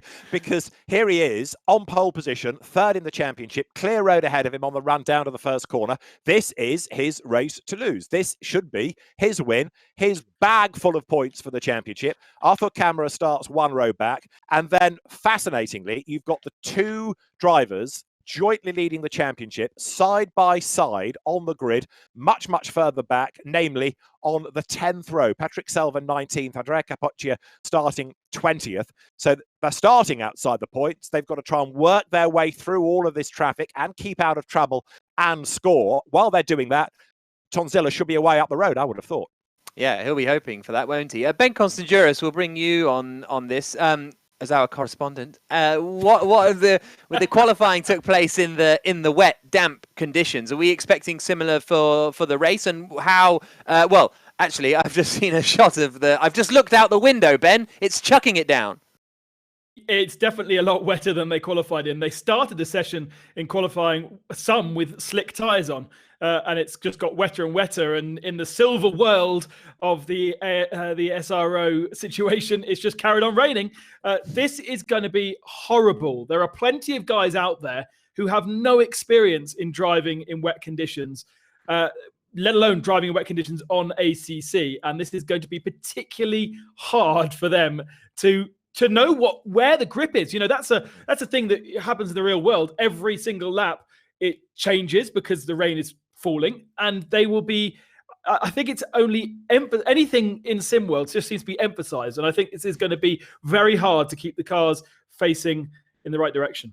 Yeah, I think you're absolutely right, because you might think in the sim world, why can't these drivers just go and practice in wet conditions? And you can, but it is adapting all the time. The track is getting wetter and drier and wetter at certain parts of the tracks and not other parts of the track. So it's not like you can just stick on the wet setting, get good in the wet, and then you're fine. Watty, were you good in the wet? Did you relish a wet day? Every day, bring it on, man. But let me just point out, in qualifying, so-called wet conditions, how come they were only 2 seconds slower than the pro drivers? If it was wet, it was a new wet to me. But there, look at the racetrack. You can see just ahead of the front row of the grid, there is water there. I think that's virtually standing water. So we will see now. Look at the spray coming from the rear of the tires. This is wet conditions. What they had in qualifying was, little more than a spit in the racetrack. Indeed. So the cars are away on their formation lap now. Then round three. Yeah. Sorry, I think that's sleet. Sleet? Wow, yeah. I think that's sleet. That's so, the raindrops are so large and so white. I think we might have the typical Nurburgring weather, that we could actually get the snow plows out maybe before this race finishes. Okay, well, we'll wait and see. I don't know if snow's in Assetto Corsa Competizione, but I guess we'll find out over the next hour. This is the race, the third round in the SRO Esport GT Series from the Nurburgring, and this is the silver class for the top line sim racers. The man on pole position is David Tonitza. He's a two-time F1 Esports champion, just to give you an idea of the quality of drivers we have in this field. Ben Constanduris is sheltering under some pit garage somewhere away from the pouring rain, and in the nice warm commentary booths are John Watson and David Addison. Jack, thank you very much. It is time then to put your virtual anoraks on, virtual umbrellas going up all around the circuit. The temperature has noticeably dropped. It's chilling John's white wine, admittedly, but it is now getting quite chilly here at 7:05 local time at the Nurburgring. It's a properly wet circuit, and this is going to be fascinating. We've been wondering what the SRO GT Esports Series, the Assetto Corsa Competizione platform would look like if we got a wet race. Well, here we are. Prayers answered. The rain dance has come true for us. You're looking from onboard Tobias Pfeffer's car as they tiptoe their way around turn 8. Well, John, different set of circumstances now. It's not just about speed, it's also about some guile. It's about survival in these conditions. It's going to be about how simulation is of the spray coming off the car that you're following. Now, we're not seeing a massive amount of water coming off the back on Tobias Pfeffer's car, so the 9th car is in New York in the McLaren. I mean, the track is fully wet, but it depends on the amount of visibility that those following, whoever will take the lead into turn 1, how much visibility they would have. In normal racing circumstances at Nürburgring, with rain or sleet or whatever it is of this weight, you would have great difficulty seeing very much other than literally 90 degrees from where you're sitting in the cockpit. Nonetheless, sitting at a sim, doing this race, having maybe never driven in a wet racetrack before, it's going to be entertaining. Very entertaining. I don't disagree. Now, this might be a hospital pass, Ben, but for the real world, we talk about drivers that are wet weather specialists. Do drivers do a lot of racing in the wet on a sim, or is this relatively new to them? Well, for many of the platforms that exist in the sim world over the last couple of years, they don't have a wet setting. They don't have rain. Right. It's kind of unique to Assetto Corsa Competizione. So perhaps people have done wet races in this platform, but I know some of the guys who specialize on other platforms and are kind of guests, a bit like Jack Keithley for Williams. He literally did his first wet race laps in qualifying a few moments ago. So 11th position, a great job from him. Okay, right. There's one car. It is the Oshkan BMW, Furkan Oshkan's BMW that's in the pit lane. We are set to go racing then. It's round 3 of the Silver Series in the SRO Esport GT Series Championship for 2020. It is go. It is wet. It is Ferrari versus Porsche from the front row of the grid. David Tonitza just alongside Eamon Murphy. Eamon Murphy in the Porsche gets his nose in front on the outside line, but he can't get round the outside to grab the lead. He stands his ground. He's got the inside line for turn 2. Eamon Murphy tries to get the undercut. Does he do it? Yes, he does. The Porsche leads the way. Tonitza drops into second place. Arthur Camara is there in third. Luca Losio was trying to make a good start in the Porsche, but he's dropped back, I think, as they wriggle their way out of the Mercedes arena for the first time. John, that was good driving by Eamon Murphy. Good driving. Oh, and contact just on the exit of turn 4. But as you say, great driving by Eamon Murphy. Took the benefit of maybe a slightly apprehensive Tonitza coming through those opening corners, but got the Porsche into the lead again. In these conditions, that's the most valuable thing to do. Get away from any traffic around you, but a little bit of carnage on the exit of turn 4. The Bentley got rotated. That might have been Philippe Sima, I'm not sure, in the number 5 Bentley. think you might be right. We're getting a drive-through shown against the names of Arthur Camera and also Jack Keithley. I think Tobias Peffer was involved in that skirmish as well. But this is a really impressive opening that by Eamon Murphy. The Irish driver leads the way then. 11th at Silverstone, the best that we've seen of him thus far up until this. Well, he seems to be, Ben, somebody able to adapt to the wet really easily. I have a feeling he retired at a lap 1 at our first race at Silverstone, and the Porsche obviously works well around here, whether it be wet or dry. The car looks very settled. Arthur Camera, championship contender with a drive-through penalty, and he'll be in pit lane. That is going to be absolutely disastrous for his championship. And Jack Keithley up to 6th position now, and he is also heading for the pits too. Those will be automatic drive-throughs for cutting the track. Now, when you've got a car in front of you that's spun, sometimes you do have to cut the track to avoid contact. So race control can take a look at those and they can clear them if needed. And that's probably why Camera and Keithley are doing an extra lap. They'll have team managers, Williams team manager, for instance, will be on chat with race direction and will be able to address those situations for the driver whilst the driver focuses on race action. John, in terms of what you're seeing right now, those onboard shots, does it feel real to you? Because for me, it's pretty close. Well, I know that you've done a lot of races in the wet, Ben, and you've probably got a good feel for it. But the reality is, on a wet racetrack, as we have right now at Nurburgring, oh, and another car's up, one of the McLarens getting turned around. It couldn't quite get the number turned around again in the exit of turn 4. But the thing is, nobody here is using the offline in wet conditions, which is something the clever racers probably will want to use. That McLaren that spun was Niels Neujoks, I think, who's not having a lot of luck in this series, the man that manages the Red Bull esports program. So he was 7th, but exit stage left. The race order, and it's going to change anyway because of penalties, never mind what's going on the track, is Eamon Murphy leading David Tonitza. Camera is 3rd, but then to inherit that place, it's going to be Jan-Marcel Dietrich in the Rover liveried Porsche, because he will be next on the road. Jack Keithley comes through ahead of Heather Cecilia in the Aston Martin. Philippe Simard runs 7th, and then the HWA Race Lab Mercedes of Tim Heinemann, GT4 racer and sim racer. He is in 8th place. There he is. HWA Race Lab that competes in FIA Formula 2 and Formula 3 and operates the customer racing program for Mercedes AMG, has done for a decade now. It also looks after the Mercedes-Benz EQ Formula E team and is earmarked to be taking part in Extreme E. HWA, of course, Hans-Werner Alfrecht's initials, the man that was behind the team and for many, many years behind the ITR that operated the DTM. So Tim Heinemann running in 7th place. Next train of cars through the chicane includes Giorgio Simonini, number 150. There he is in the Audi, running a little bit wide up onto the curb, coming out of the chicane and now onto the pit straight as the rain continues to fall. And David, I wonder if this race was the pro race in wet conditions, would we see a different style or technique of driving? I mentioned that when wet track conditions are prevalent, that often the quicker way round a corner is the long way round. In other words, off the racing line. All these sim drivers are driving the racetrack actually as if it was a dry track. Yeah, John, I actually did dive into this game and do a bit of wet racing myself last week. And after we finished our our Spa race, and the wet line doesn't work. You know, it's something that works in karting, but it's not really simulated here. The grip isn't better offline and worse online like you would expect. So that's something still to work on in the sim world. Yeah, Alberto Garcia and the Bentley got turned around just momentarily. So it's still a very, very busy, sort of almost messy mid-pack as cars are making their way around and down through. This is through the Valvoline and down to the Ford curve, then dropping down the hill all the way down to turn 8, the Dunlop curve. And one person we haven't seen yet is Andrea Capoccia, who won race 2 of our championship from Spa and was lost connection as he entered the race and therefore could not get into the race and therefore is a non-starter, which is last in his championship.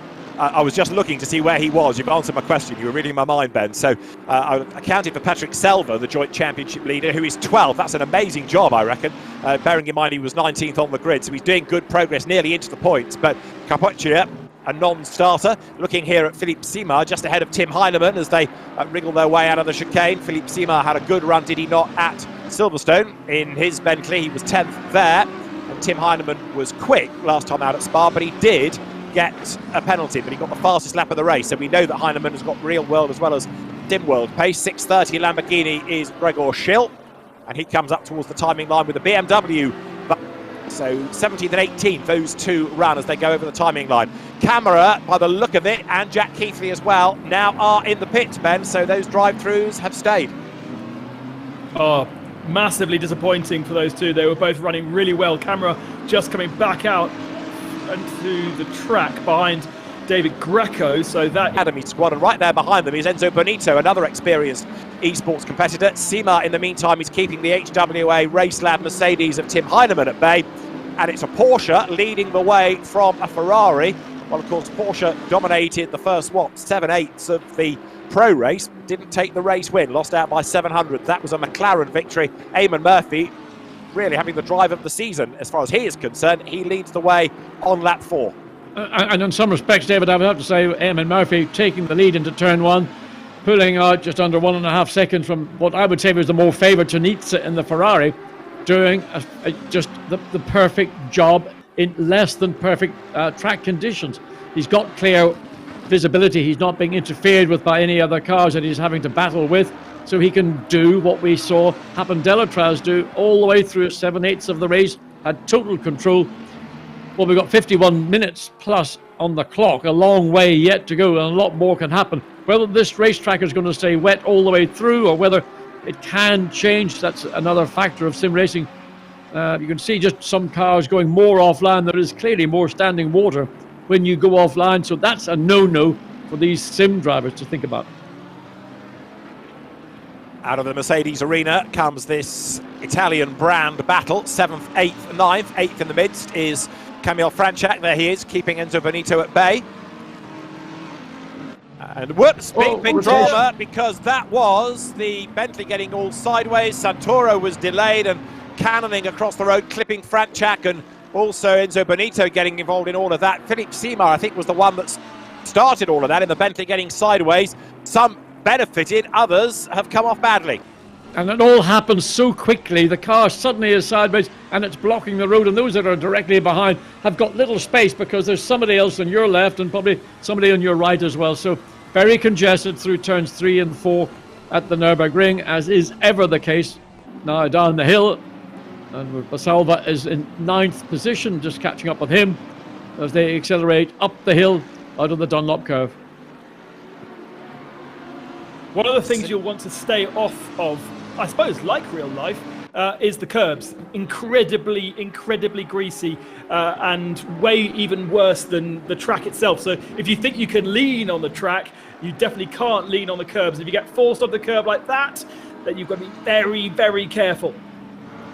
Yeah, it doesn't appear that if you go and there's contact, because running the curb, that was running the painted white line, the definition line.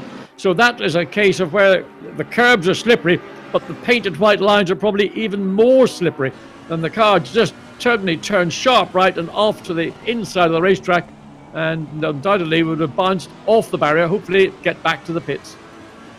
Just to catch up on some of the mechanics of the game, as it were, having a wet line is useful if the track starts rubbered and then it gets wet. If the track starts wet with no rubber, drivers will prefer the standard line. Now, you're not going to see much spray from external cameras just because there's relatively little water quantity on the track from the way the graphics work, but you can see the spray on board.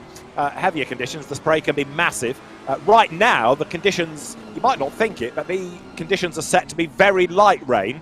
And because we've got so many cars on track, the dry line is getting drier. I've got to say, on board, it still looks pretty wet and horrible. Well, I don't see anything drying at all, but I've just run through a little rivulet as the cars made their way down through these sequence turns 6 and 7. So there is standing water offline, as most drivers in this race have done. They're following the traditional line around all the 16 turns here at Nurburgring. So if it is going to dry, it will be the racing line, but as yet I'm looking for that indication. Look at the way the headlights are reflecting off the wet. That's stunning. And It is, isn't it? That's real life. Absolutely. That's real life. You cannot watch this and not be impressed by the graphics, can you? This is fantastic. On board with the BMW, Baba at the wheel in 14th position, powering his way up now from the bottom of the hill into the Schumacher S's. So we know about Capoccia being a non-starter. There was the Francorchamps BMW in the pit lane. Not sure if that got into the race or not. Ben, did we lose anybody else before the start? Any other drivers that failed to get in? Husseini was another guy who visited the pits after one lap. So I'm not sure if he's back out onto circuit again, but another guy that we expect to see right at the head of the field. And Daniel Santoro as well now in pits. I think he was part of that collision that we saw a few moments ago. So there's the race leader. That is Eamon Murphy. He has an advantage of 1.8 seconds over David Tonitza, which means he's getting away. And I refer, honourable gentlemen, to the comments made before the start of the race. It was Tonitza's race to lose, wasn't it? There he was, clear road ahead of him, pole position. He got mugged at the run to the first corner, and he's not being able to stay on the back of the Porsche unless he can do something really sparkling as the race wears on. Still got 47 minutes to go, but right now, as you look back at Enzo Bonito from Camille Franchak's car, Eamon Murphy is just extending that advantage little by little by little. But David, Tonitza doesn't need to do anything more. He's in second place in the race. Yes. He's currently third place in the championship. All he has to do is pick up the points, and when the flag falls to end this race, he'll be in the lead of the championship. It would be nice to win because you've had pole position and you'd like to take fastest lap, but that's going to be available as well, but there's no point for fastest lap to my knowledge. All he needs to do is just follow in the wheel tracks of Murphy. Currently, 1.8 seconds behind the lead Porsche. And look, if you're wanting to win the championship, think about points. It's not just about winning the race. Think about where you can pick up points over the 5 rounds that comprise this championship. Point taken. Let's see whether David Tonitza is going to settle for second place, whether he can close on Eamon Murphy and apply a bit of pressure late race. Right now, though, let's have a look at his teammate in the Hublot Ferrari, because that is the charging Enzo Bonito, who wants to get further up the order if he can and gain a place from Camille Franchak. Philippe Simard, recovering after his spin, has dropped back a place, hasn't he now, because he's fallen behind the Ufuk Baba BMW. There it is, almost Leighton House coloured, that, the Miami blue BMW. For 6th and 7th, though, it remains the Lamborghini. So Camille Franchak staying ahead of Enzo Bonito here, but the 488 GT3, the Ferrari, right on the tail of the Lamborghini as they come now over the timing line. The leaden clouds hang over the circuit down towards turn 1. Into the Mercedes arena they go. Ferrari closing up under braking, and now Bonito has to get it slowed down and make sure he's got some grip.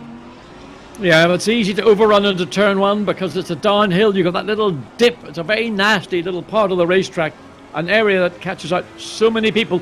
And in these conditions, it is about being sensible and cautious. Lamborghini takes sort of an unusual approach to turn 3, gets it all back, runs the curb on the inside of turn 4. Everybody way wide on the exit of 4. And basically, situation unchanged. 6-0 has changed.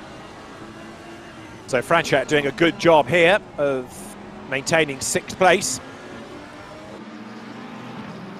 Drops down the hill. And also to prove how realistic Assetto Corsa Competizione is, if somebody has wet tyres, the drying line can be very aggressive in terms of the friction and tyre temperature. So some drivers already going for the wetter parts of the circuit in a straight line to keep the tyres from overheating. So there's that in the game as well. I don't believe anybody has thought about going onto slicks for this. They've chosen wets. If they've got the Pirelli sticker on the side, they are slick. So if you see anybody with that, they're very brave, and I don't think anybody has started with that. Everybody on wet tyres, but just so you're aware of the difference, if it's the solid black sidewalk, it's a wet. If it's got the Pirelli sticker, it is a slick. If anybody's on slicks right now, they deserve something more than winning this race, because these track conditions and the ambient temperature on top of all that would be absolute. I mean, who is the greatest wet weather race driver that we've ever known? Well, even he couldn't. Oh, and there you go. There's an example. Even on slicks. Yeah, well, even on slicks, getting caught out, coming through that Vidal chicane, makes an error, loses a position, and all the good work that's been done has been undone. Just maybe a little bit of too much speed. Oh, and that's contact with the back of the Mercedes. I would say clearly from here, but need to have a review of it. But the Aston certainly looked to me to get back into the back of the Mercedes at the exit of the Vidal chicane. Christian Kwiatkowski shoveled out of the way in the R Motorsport car, so he's gone. And as the drivers come through, Bonito on his wet tyres making that mistake, going off the road, dropping him back to 8th. So Patrick Selva, the joint championship leader coming into this race, is up into 7th place. Number 969 McLaren. Patrick Selva doing a very impressive job indeed. And right now you're looking at what's going on lower down the order. Number 22 there is the recovering Kwiatkowski.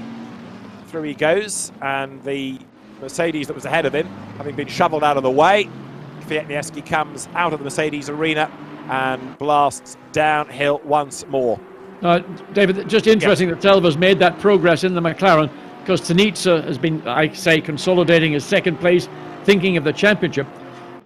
But if we see further progress from Selva, if he does manage to get up into 4th or 3rd position, that then would probably swing the points lead in the championship more in favour of Selva.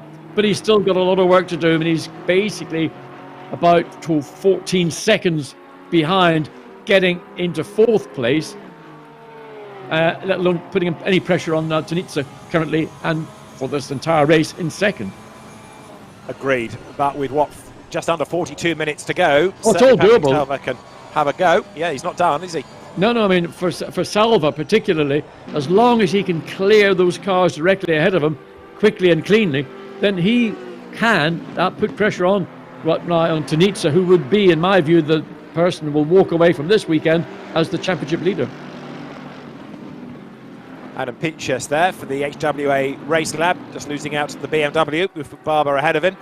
Now, Ben, something else that we might see on an onboard is drivers now starting to move their hands around, because they can change traction control, can't they? They can play with ABS and brake bias as well with these conditions. Perhaps if they change as well lap by lap. And they are changing lap by lap in terms of the conditions evolving. We saw some really good fast laps in the very early 2 minutes. So 2 minute 1.1 a couple of laps ago for Eamon Murphy. He's now dropped down to 2 minute 2.3, so over a second slower than his ultimate pace, meaning perhaps that the tyres have lost a little bit of their grip, but also that the track conditions perhaps are worsening. For me though, I feel like I can see a little bit of a dry line, therefore those tyres perhaps will be overheating. Inside the car, you probably don't see it on this graphic, but inside the car the drivers will see the temperatures of each of their tyres split into bands, inside, middle and out, and so they'll be able to see if the tyres are overheating by going into the red zone or staying in the green zone, which is good. They'll be able to manage that by getting offline and cooling them down, but then every time the hand comes off the steering wheel, they are either changing brake bias, ABS settings or traction control settings, and they can change the map as well, the engine map for fuel efficiency, but I don't think we need to do that in this particular race. Ben, I'm just looking at the racetrack and I'm struggling to see any indication of a drying line. Can you tell me which part of the racetrack you're seeing it? And secondly, Eamon Murphy has pulled out a gap. He's now got it up to just under 3 seconds. Certainly whatever his race pace is, and you say he dropped off his best lap, but he's still pulling away from Tanitsa in 2nd place. Just thinking about weather as well, we know that the settings are for light to medium rain. Well, the experts about this say that slicked or wet will work in these conditions. If it's heavy rain, obviously it's got to be a wet, but it's certainly not worth making a pit stop, because it's effectively 1 minute that you lose. 30 seconds set into the game to change the tyres and 30 seconds of drive time down the pit lane. So really, you've got to try and brave it out on whatever you've gone for in the beginning. As you look at the back of the Patrick Selva McLaren from Enzo Benito's point of view, Axel Petit closing up as well. But whether or not we can go into the game and see if anybody has been bold enough to start on slicks, Ben, you'll have a better idea than me. Right now, to my eye, it looks as though everyone has gone wet. But if it is drying up, they're just going to have to persevere. Losing a minute would be very bad news indeed in terms of making that pit stop, wouldn't it? But there is the danger of ripping your tyres so much apart that you then get a puncture. So yes. If it really calls for it, then you're going to have to take that plunge. And perhaps if you're outside the top 10 positions, then it is a risk worth taking. the forecast for the full race, and something that the drivers will know, is that it should be consistent light to medium rain throughout the whole race. So it's only that the cars circulating would be drying it up, nothing else. I mean, I don't know quite what we're discussing here, because to me the racetrack is wet, regardless of what we're hypothesizing about. If anybody started on slicks, they were nuts, frankly, because the racetrack was wet, the racetrack is cold. You know, if you want to make a wet race, and I'm in favor of wet races, let mandate that everybody has to start on a wet tire, and if it's a dry racetrack, mandate you start on a dry tire. Don't provide the option. And then we get around this question of, has somebody rolled the dice? I mean, I've raced in conditions like this and these temperatures, and I one time did a Grand Prix, and my boss said, let's gamble, John, let's have a gamble. And I said, what have we got to lose? Well, we lost a bunch. That's what you're going to lose. Sometimes you can be the hero, sometimes it doesn't work out. Good battle here, as you see Giorgio Simonini ahead of Ufuk Baba, the Turkish driver in the BMW. This little battle, however, is now number 95, David Tonitza, who is down in third, is he not? Because Jesus Cecilia has just gone past him.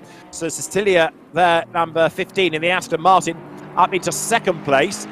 So Tonitza, pole, loses the lead. Now he's lost second place as well. Further back, Simonini versus Baba down towards turn one. Adam Pinchis next up in the Mercedes, and Baba in the BM had the line, but then the tail wagged as he got on the power coming up to turn two. Yeah, he tried to get on the gas a little bit too early, just to go back again. I'm watching these timing and scorings. The lead has now extended up to 4.2 seconds. Of course, that overtake with Tonitza falling back into third place has contributed to that. But it's giving Eamon Murphy, I mean, the day of his life.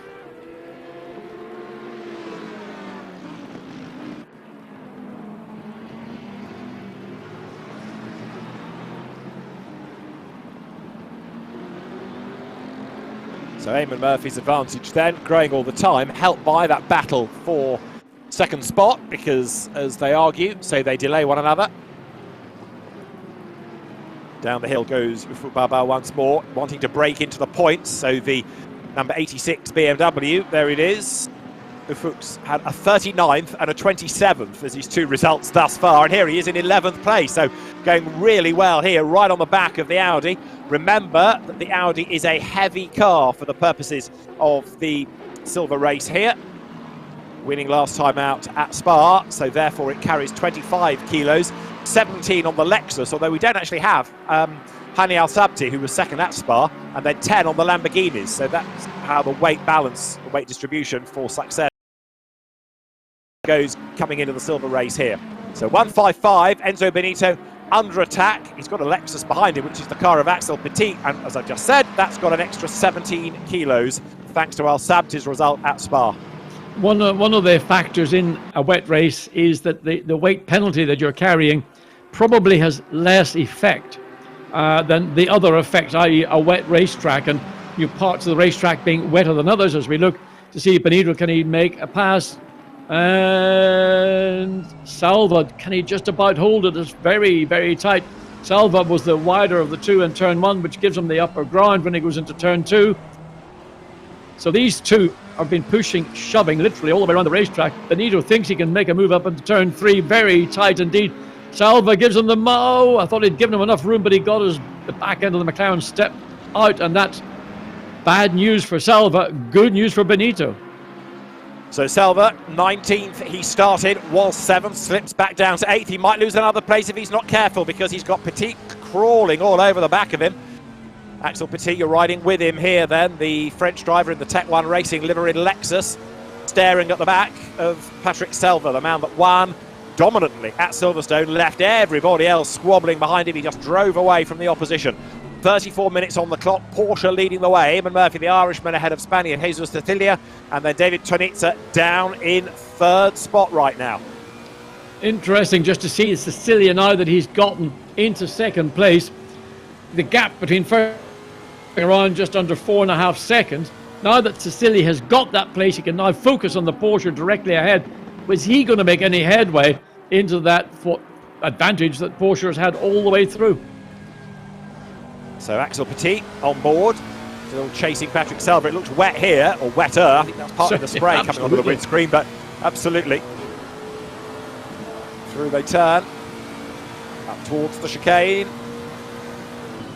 but Petit not close enough there to have a go as they turn into the corner. While all this is going on, incidentally, HWA Race Lab, which is operating Tim Heinemann's car in 4th place, is running a sim racing bingo on Instagram, which you can watch parallel to the live stream. So if you fancy having a go to Instagram, have a look for HWA Race Lab sim racing bingo. Whatever next. David, what house, which is what you say when you won bingo, is that right? It is what you shout, yes. So Hoos. It's actually Hoos. Just looking at this fight between Petit and Selva. Contact between the two. The McLaren through on the inside again. So Patrick Selva getting roughed up a little bit now. But Axel Petit here, John, in the Lexus, having a really, really strong race to try and get himself up the order. I mean, all but past the Lexus through the complex that is turns 1 through to 4. Clearly has got the pace. Could run quicker than Selva's doing in the McLaren, but as the same story at Nurburgring, same story at Spa, same story at Silverstone. Where can you make that overtake? The run down the hill, always a sort of an obvious place, but it's very easy covered and defended. So you have to be sensible and thoughtful, not make it here. Build now. This is where you can do your good work. The Lexus looks stronger on the exit of the Dunlop curve than the McLaren did. So this is Petit's view. More and more spray on the windscreen. Wiper working overtime. Heads now up towards the midpoint of the lap. And looking back from Patrick Selva's car, you can see not only how close the Lexus is, but what's kicking off behind, where Ufuk Baba runs wide, goes off the road in his efforts to get past Simonini for 10th place, and the Audi is still 10th, therefore, as they come back into view.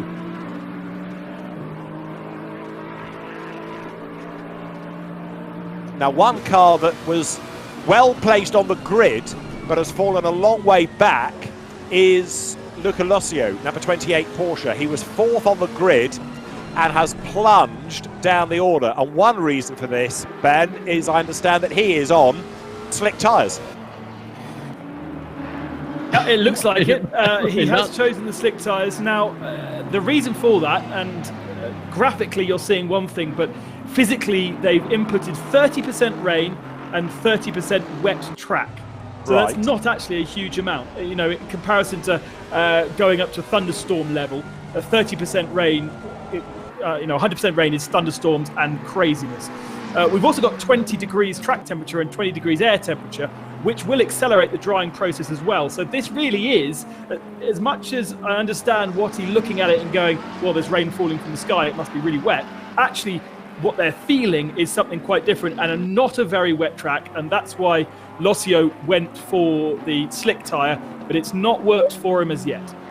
Well, you may say something different because a wet track is a wet track, and the ambient temperature and the track temperature are abnormally high, in my opinion, for this time of year at Nurburgring in these conditions. But this is a sim race. We're not running a real race. But what is real right now, Eamon Murphy has been cut from over 4 seconds, just under 4.5 seconds, to now under 3.5 seconds. And as I suggested, Cecilia in the second place is making, in the Aston Martin, strong progress towards the front with less than 30 minutes to go. Absolutely right. There is Axel Petit still pushing on behind Patrick Selva. But now that Enzo Benito has got up and past them, he's disappearing up the road, isn't he? So Selva is having to go into defence mode here as he tiptoes down the hill. Axel Petit right there behind him in the Lexus, and he's having his best showing really of the championship thus far, with a 23rd and a 25th as his 2 results. Tries one side, slots back in behind, can't get past the McLaren there. So once again, flick through the chicane. Eamon Murphy's advantage, 2.6 seconds, still looking good up front. The next thing for Ben to have a look at is... Go on, John. 2.6 seconds and falling. That was 3.3 seconds a lap ago. Yeah, I was just about to say, the next thing for Ben, if he can do so, is to have a look at lap times, not only Cecilia, but also to see whether Tonitza is closing, back in 3rd place. Last lap, Murphy did a 3.6, Cecilia did a 2.6, and Tonitza did a 5. I think these guys are starting to really struggle with tyres. Well, Petit almost got through. He actually had a nose ahead of Selva, and they've been bumping as being like being the Dodgem cars done in Bogner. And still side by side through turn 3. Well, Not done yet, are they? So Petit has the line. Selva tries to brave it out on the outside, but the Lexus goes by then. Even though it's got a bit more weight for this race, in the wet, it's not affecting it as much as it would in the dry. So Axel Petit goes through, up into 8th place now. And Patrick Selva, of course, yes, he's losing places, but significantly, he's losing points within the championship, because having been 7th, he's now down to 9th. Not looking quite so promising now. No, it's not. The progress that I thought we might have seen has been backwards rather than forwards. So he is almost on the cusp of falling out of the points. And good work by Petit in the Lexus to get that car through. It looked the quicker of the two cars over the last 5 laps.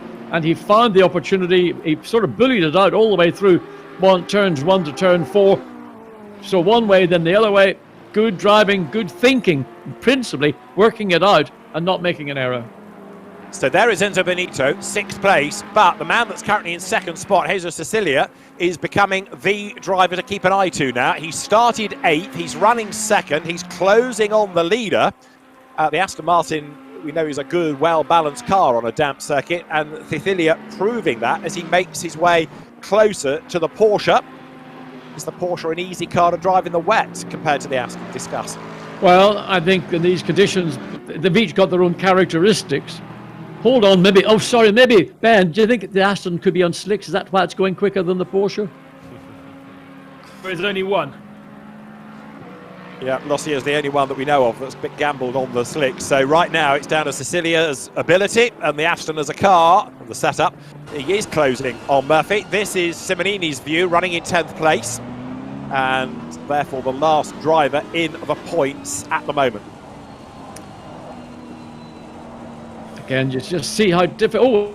Oh, back end snapped out very quickly, and Simonini in the Audi, and very good lucky to not let that car get off racetrack. The barrier is not that far away, so he has lost position on Baba as a consequence. That one little error in turn 2 caused that gap between the BMW and the Audi to probably double in the space of what was a few meters. And Baba, he's getting very racy, going past Selva. Selva is struggling in these conditions big time. Yeah, Ben, I thought about this. What's going on as far as Selva is concerned? Because you know, he's losing places, and we know he's good because he made progress early on. What do we put this down to, I wonder? Personally, it's down to how much you've used your tyres early on in the race. If they're wet tyres, you're going to lose a huge amount of performance if you've taken a lot out of them. Okay. And if you've saved them, if you've been able to manage the temperatures and get offline and cool them, then you'll have more performance out of them. And just perhaps, but having to push so hard in those early laps has meant that he now doesn't have any grip left. A 2:05.7, it was a poor lap. And push he had to do because he was 19th on the grid, as we say, got up to 7th and is now dropping. Now this is for the lead. Half a second between Eamon Murphy and Jesus Cecilia at the last split. He's just got up to 6/10, but with 25 minutes of the race to go, Jesus Cecilia is doing a mighty job here. And Ben, these are two drivers that haven't really sparkled in the previous races in the championship. Two marks that we haven't really seen at the sharp end either. Porsche and Aston Martin haven't certainly starred in the first couple of rounds. They're ballast free, which is helping them, but so is some of the other marks that we, like the Mercedes, for instance, and we're not seeing any performance from Mercedes. McLaren are nowhere either, but there will be cars, like in the real world, that are better in wet conditions than in dry. Well, lower down the order, Chris Sever is doing his best to try and gain ground. But he's dropped a place, I think, as he comes up to the line. Was squabbling with Andre Franca. Franca goes 16th. Chris Sever in the Black Hawk racing car drops back into 17th spot now as they head down to turn 1. So 24 minutes on the clock, but the way that Cecilia is going in second place is impressive. And now it's game on for the race lead, isn't it? Nose to tail as they make the run up the hill here. Yeah, he was a little bit maybe greedy, thinking he could slip up the inside of the Porsche down at Dunlop Curve, and consequently the gap has marginally opened again. But the speed of Cecilia, the speed of the Aston Martin, has been pretty clear to me that he's just literally taken lumps out of Eamon Murphy's advantage over the last, 5-6 laps. And we're now at a position where the battle of this race is going to continue on. Same as we saw in the pro race, you catch. Took Ben Barnicoat a long time to find a way through Delatraz. Will that be the same as Cecilia and Murphy in track conditions, which of course are entirely different? saw earlier. The other fascination in all of this is Tonitsa, who is absolutely nowhere. Remember, he was on pole, he lost the lead, he lost second, and he's dropping further and further away from the top two. Might even lose his third place by the end, but here come the race leaders with barely a length separating them as they break the beam. This time it's 0.347 of a second. Eamon Murphy in the Porsche, 23 minutes to go. He is going to be very busy if he's able to defend for another 23 minutes, because right there behind him, you're on board now, Jesus Cecilia in the Aston Martin. Nose to tail, we start lap 19 here at the Nurburgring.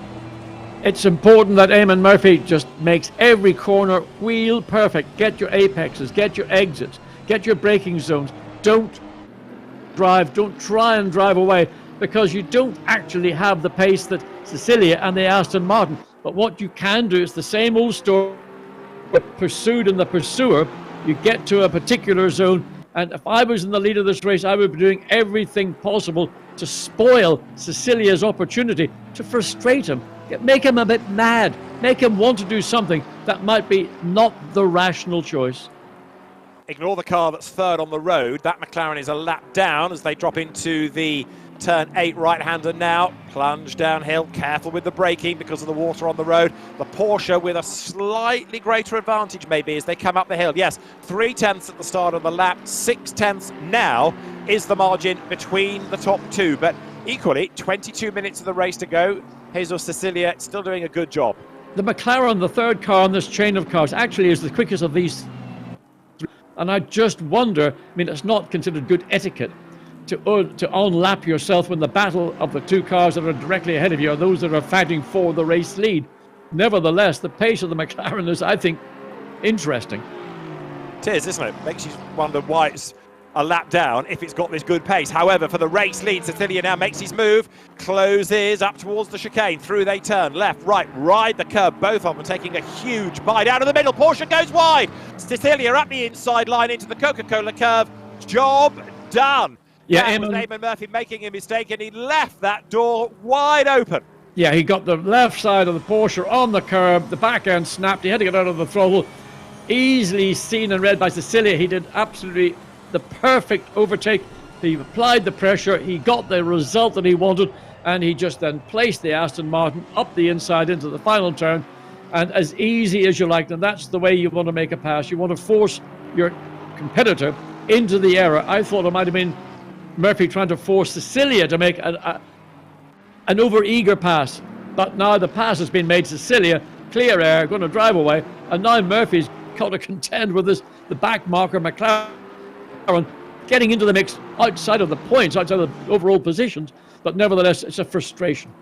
Yeah, that McLaren is Arthur Camara, who had a drive-through, remember, early on. So that's why he's got the pace. And a drive-through coming for Tim Heinemann in fourth place. The HWA Race Lab Mercedes, fourth. He had a penalty, did he not, at Spa. And Heinemann is getting a drive-through for causing a collision with number 9, Philippe Sima, early in the race at turn 3. So Tim Heinemann, I'm afraid, the HWA car is about to have to serve a drive-through penalty. And just talking about Arthur Camara, his pace is the best in the race. He's doing 2:02.1s, and our leaders are in the 4s and 5s. So whether he changed his tyres and did 2 pit stops, I'm not entirely sure, but he's down in 29th position. There will be no points for that. But his pace, he is one of the fastest cars on track. Another one who's doing an amazing job, also got a drive-through penalty early doors, was Jack Keithley. He's up to 13th now, and he's still running in the 2:02s. Well, Tim Heinemann's drive-through is going to throw him out of the order, isn't it? Eamon Murphy now busy defending effectively from Arthur Camara. He might as well let him go, really, because he's wasting more time, isn't he, by defending? David, it's as clear as mud. He's now let the McLaren go because there's no point in keeping it behind. The car, we could see it 2 or 3 laps earlier, that the car was the quickest car, was catching to the back of the Aston, then the back of the Porsche. So just let Camara go, and he will make his way up to the back of the Aston Martin, and he may well pass the Aston Martin. But since it's so far out of position, it's irrelevant. So don't get involved in battles which have nothing to do with you. Over the timing line, Enzo Benito with the ever-improving Axel Petit right there behind him, and that Lexus lines up for a dive down on the inside line. Petit will go through. He's going to gain another place when Heinemann says he's drive through anyway. So Axel Petit having a really impressive run here compared to what we've seen in earlier rounds of the championship. And Bonito, interestingly now, a bit like Tonizza's Ferrari, seems to be fading as the race wears on, doesn't it? Yeah, I don't know whether it's the combination of a mid-engine GT car against a front mid-engine GT car. The Lexus, of course, its engine's ahead of the driver. The Ferrari is directly behind the driver. But sometimes that old-fashioned mid-engine, front-engine layout, which is what the Aston Martin has got, in certain conditions, just really come alive. So we're seeing a great run from the Lexus, a stunning run from the Aston Martin. What we're really missing is Heinemann, who's gone into the pits. He was the lead of the Mercedes again, another mid-front engine car. Yeah, so Heinemann will have to give up that fourth place. Now look at Bonito. Not only has he lost a place, look, he's been absolutely reeled in by Ufuk Baba in the BMW, who's another driver having a mighty impressive run today. And Baba 8th, right on the tail of the Ferrari, which is really struggling now compared to what you might have anticipated out of this car. And funnily enough, it's another front mid-engine car. Indeed so. And Ben, as we've seen in the past, Enzo Benito is no dummy in esports, is he? No, absolutely not. Enzo Benito now is part of the Ferrari's Formula One team driver. And previous to that, he was McLaren esports driver. And previous to that, he won the Race of Champions and allowed himself actually 2 years worth of competing against real world drivers on a Race of Champions track. He actually beat Lucas de Grassi doing that last time in Mexico. So he's actually very talented both in the real world as well as the virtual. I think he came second or third in a real single-seater championship in Italy this last year. Well, right now, he's losing places. He almost has to wave goodbye as Baba drives past him. So Ufuk Baba now goes up into 7th place. And there was just nothing there, John, that Ferrari had by way of a fight. No, I mean, basically, we've seen now the Aston Martin, the Lexus and the BMW just pretty much mug the Ferraris around the racetrack. They've just got the balance. They've got the additional bit of grip. I don't know what it is, whether it is overuse of the tyre in the early part of the race. I suspect it's something to do with the lack of grip, whether it's at the back under traction or whether the front end's given up. Whatever it is, the pace of the Ferrari, in particular, what we're watching right now with Benito, it ain't there. It isn't there any longer. 15 minutes and so of this race remaining, and the gap between first and second now up to 4.5 seconds. Tonizza's dropped back to 13.8 seconds in third place behind Murphy. So Tonizza consolidating as best he can. But right now, it's a race for old school mechanical layouts. But Bonito's Ferrari is looking like a bit of a sitting duck, isn't it? He's 8 seconds clear of Selva, so he should be able to survive. But it does rather look as though it's get up and go, got up and went. There's just nothing that car has got anymore. No poise, it's not on its toes, and it looks thoroughly defeated. You've seen the ease with which Petit and then Baba caught past, pulled away from. Now, Ben Constantouris' other star of this race, Jack Keithley, is about to break into the top 10. He's on the outside line here after a drive-through. And Jack, having the best we've seen out of him this season, is certainly not giving up. He's got the inside line as they dive through the right-hander. The big Bentley against the heavier Audi, side by side. Jack Keithley then tries to get the drag as they come towards the Ad Van Bogen, then up the hill. Has he got the grunt in a straight line? Well, he's going to be on the outside line for the first part of the chicane, the inside for the second part, and it's the Audi that just hangs on. Great racing, though. What might have been for Jack Keithley, drive-through penalty from cutting the track on lap 1. Oh, the Audi goes very deep, so does the Bentley. A bit of argy-bargy on the exit. At least he's got the inside line this time for the next braking zone. But Jack is an expert not in this platform. He doesn't do very much in this platform. He's a Williams esports driver on other platforms where he is king. But first time in wet racing, first time in the wet on ACC, very little experience. And he is one of the guys lapping the fastest. A 3:44 last time through. Oh, that's for Ufuk Baba. Jack's lap time was a bit slower. But yes, the BMW is the fastest car out on track right now and up to 6th. Yeah, he's gained another place, hasn't he, because of the way that we've lost Tim Heinemann from the race. Remember, Heinemann had a drive-through. He didn't serve it. so he has been disqualified. So Tim Heinemann has been excluded for not serving the drive-through. Here you've got Simonini under attack because the Bentley there goes through on the inside line. Now that number 13 is Josh Martin. I think he is a lap down, isn't he? Because he's not featuring in the order. We understand from Eamon Murphy's engineer that he's struggling a little bit and he can't do anything about the Aston Martin. That gap's up to 6 seconds now. So 6 seconds between the top two. Simonini, there he is, in 10th place. But Jack Keithley, 9th, and I reckon he's going to get another place off Selva before the end. But John, on board this BMW now, Ufuk Barber reeling in Jan-Marcel Dietrich in the Porsche, and a move is on here, isn't it? Oh, absolutely. Just coming up into the chicane, gets the pace. Now, the only thing is he's on the outside, but he's got, I think, well, he has clearly gone through. The Porsche just backed out of it, didn't want to know about having any confrontation coming into the chicane. So that was an easy pass for Barber to make. And again, I don't know why suddenly the Aston Martin, the BMW, the Lexus, all in the top 6 are all running at the pace they're doing, but they have turned out to be, those 3 marks, the class of this wet field here with 12 minutes remaining. Yeah, just as Eamon Murphy's losing touch with Cecilia, there Dietrich's Porsche, Ben, another one losing time, and all of a sudden Enzo Benito might be able to gain a place because by default the Ferrari is closer to the Porsche. And has anybody noticed how dark it's getting? It is getting darker, you're right. Go on, Ben. Dietrich lost 2 positions on that last lap. He lost 4 seconds. So at the start of the lap, it was Petit who slid by. Then Barber, as you say, there's no chance he's going to be able to hold on. And as John described, he's a defeated man. He didn't even put up a fight to Barber. I think he knows that Porsche has used its wet tyres. So he's struggling, isn't he? He's sideways again there. Bonito is creeping up into the mix. We are at nearly 5 minutes to 8 it is now, local time here at a simulated Nurburgring. And as John rightly says, it is getting darker and gloomier and colder and wetter. Proper Nurburgring, John. I mean, I just have to repeat what I've been saying earlier.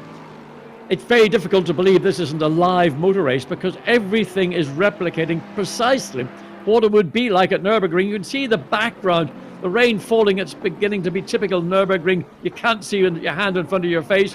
It's getting darker. You can see the lights reflecting off the racetrack. This is real racing. I mean, I think it's unbelievable. Well, you're on board with Jan-Marcel Dietrich, and this is becoming an increasingly recalcitrant Porsche to hustle around, isn't it? Let's ride with him, John. Talk us around. Okay, he's making his way up to the chicane. This is the big break on the racetrack apart from at turn 1. Rides the curb a little bit on the inside. Oh, the car bobbles around, needs to stay off the curb on the left because that can catch you out. Then gets the nose of the car in for turn 18, turn 16 on this lap. But the pressure coming from behind. The only thing I can say is that the Ferraris in general appear not to be any much better off than the Porsche is at this stage. Both seem to be struggling, whether it's excessive tyre wear or just tyre wear. Well, the lead gap is going up and up and up. It's like a skyscraper. It's going up so quickly. 9 seconds now. Eamon Murphy has dropped back. So just as we've been talking about the Ferraris struggling, so now the Porsches are struggling. So Murphy losing touch with the leader. Dietrich going backwards so quickly he's going to have flies on the back of his crash helmet, not the front. And he is almost now about to see the Ferrari come storming by because Benito is the next man to make a move against Jan-Marcel Dietrich, who, as Ben Constantdurance reported, has lost places to Petit and to Barber relatively easily, and now Benito, who himself has been losing places, might just be able to buy one back before the end, and we're into the last 10 minutes here at a wet Nürburgring. David, what I'm looking to see is a huge challenge for the. So I'm looking to see is Axel Petit in 4th place is within getting that final position, podium position with just 9 minutes remaining. The pace that the Lexus has got is going to be very, very tight indeed. Go on, Ben. This is a real challenge for our sim drivers.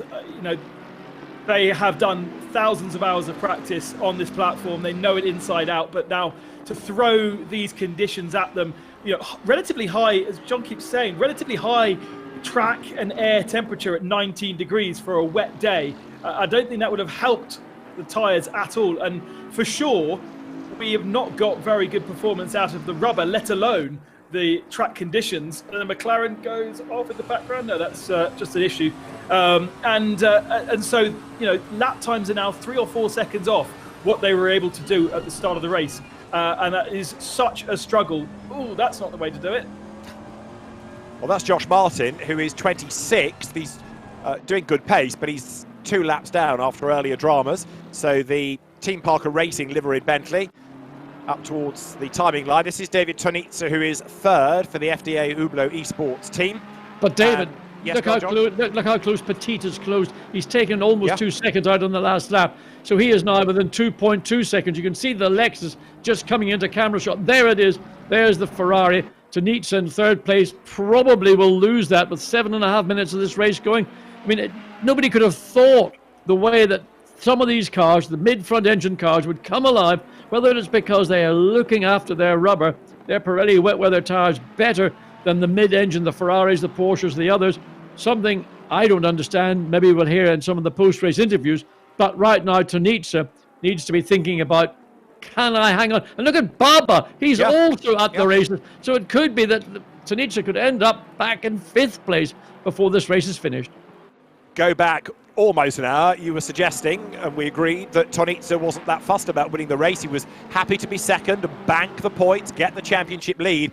Right now, he is fighting to survive on the podium, isn't he? Because, as you rightly say, it could be 5th by the end of this. The only consolation is that other championship rivals like Patrick Selva have fallen back to 8th. Jack Keithley is absolutely flying as well. He's up to 7th, and that could be the top 6. Might even be better by the end of the race. Let's wait and see. But look, further up the road now, Tonitza is under attack from Axel Petit. There they go.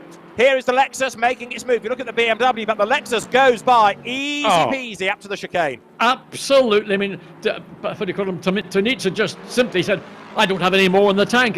I'm not going to even chat. But now Baba, in the space of 2 corners, is right on the rear wing of the Ferrari as well. And look, comes up the inside. He's got more bike mid-corner, got more traction off the corner. So Lexus, BMW cleared the Ferrari in the space again of 2 corners.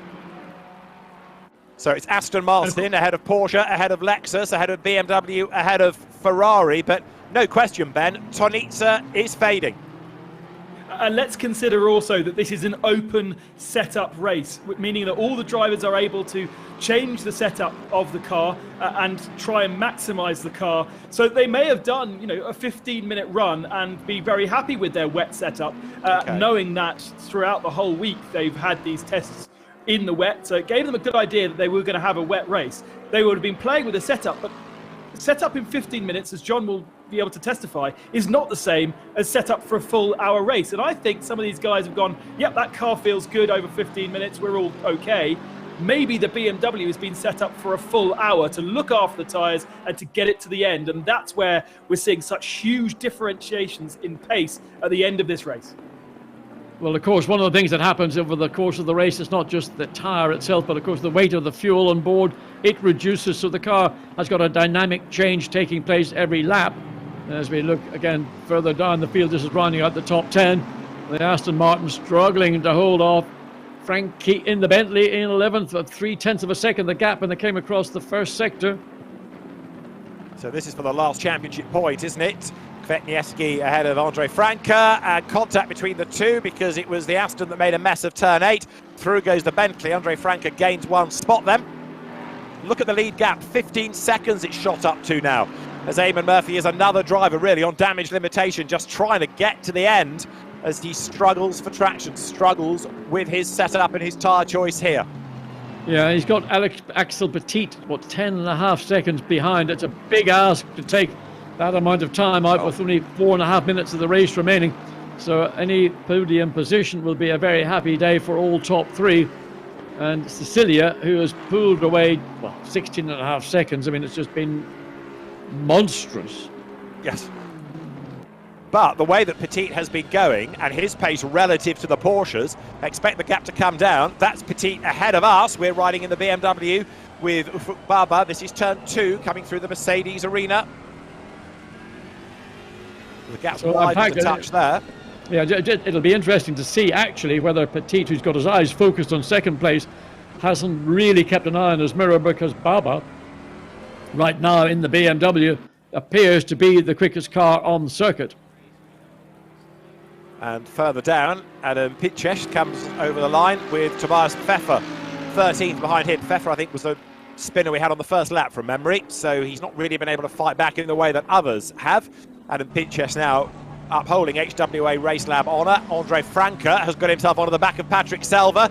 This could be a significant pass because it could push Selva down to 10th and give him only 1 point for his hour's work. He goes defensive, John, doesn't he?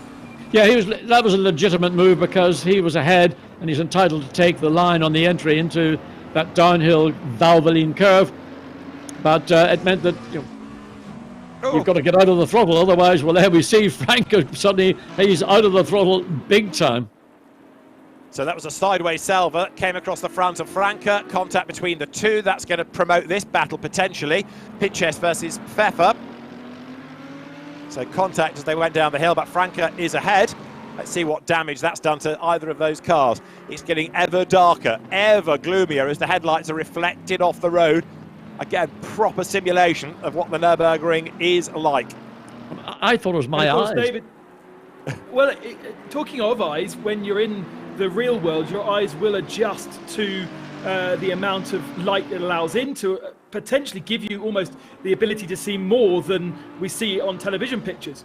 But that doesn't happen in the simulation world. The simulator just gives you the amount of visibility that you get, and so your eyes can't quite adjust in the same way. So almost in a way, night driving in simulation is harder than it is in the real world in terms of visibility, and especially with wet conditions as well. Can you not turn the lights out in your room when you're doing the sim and assume it's nighttime then?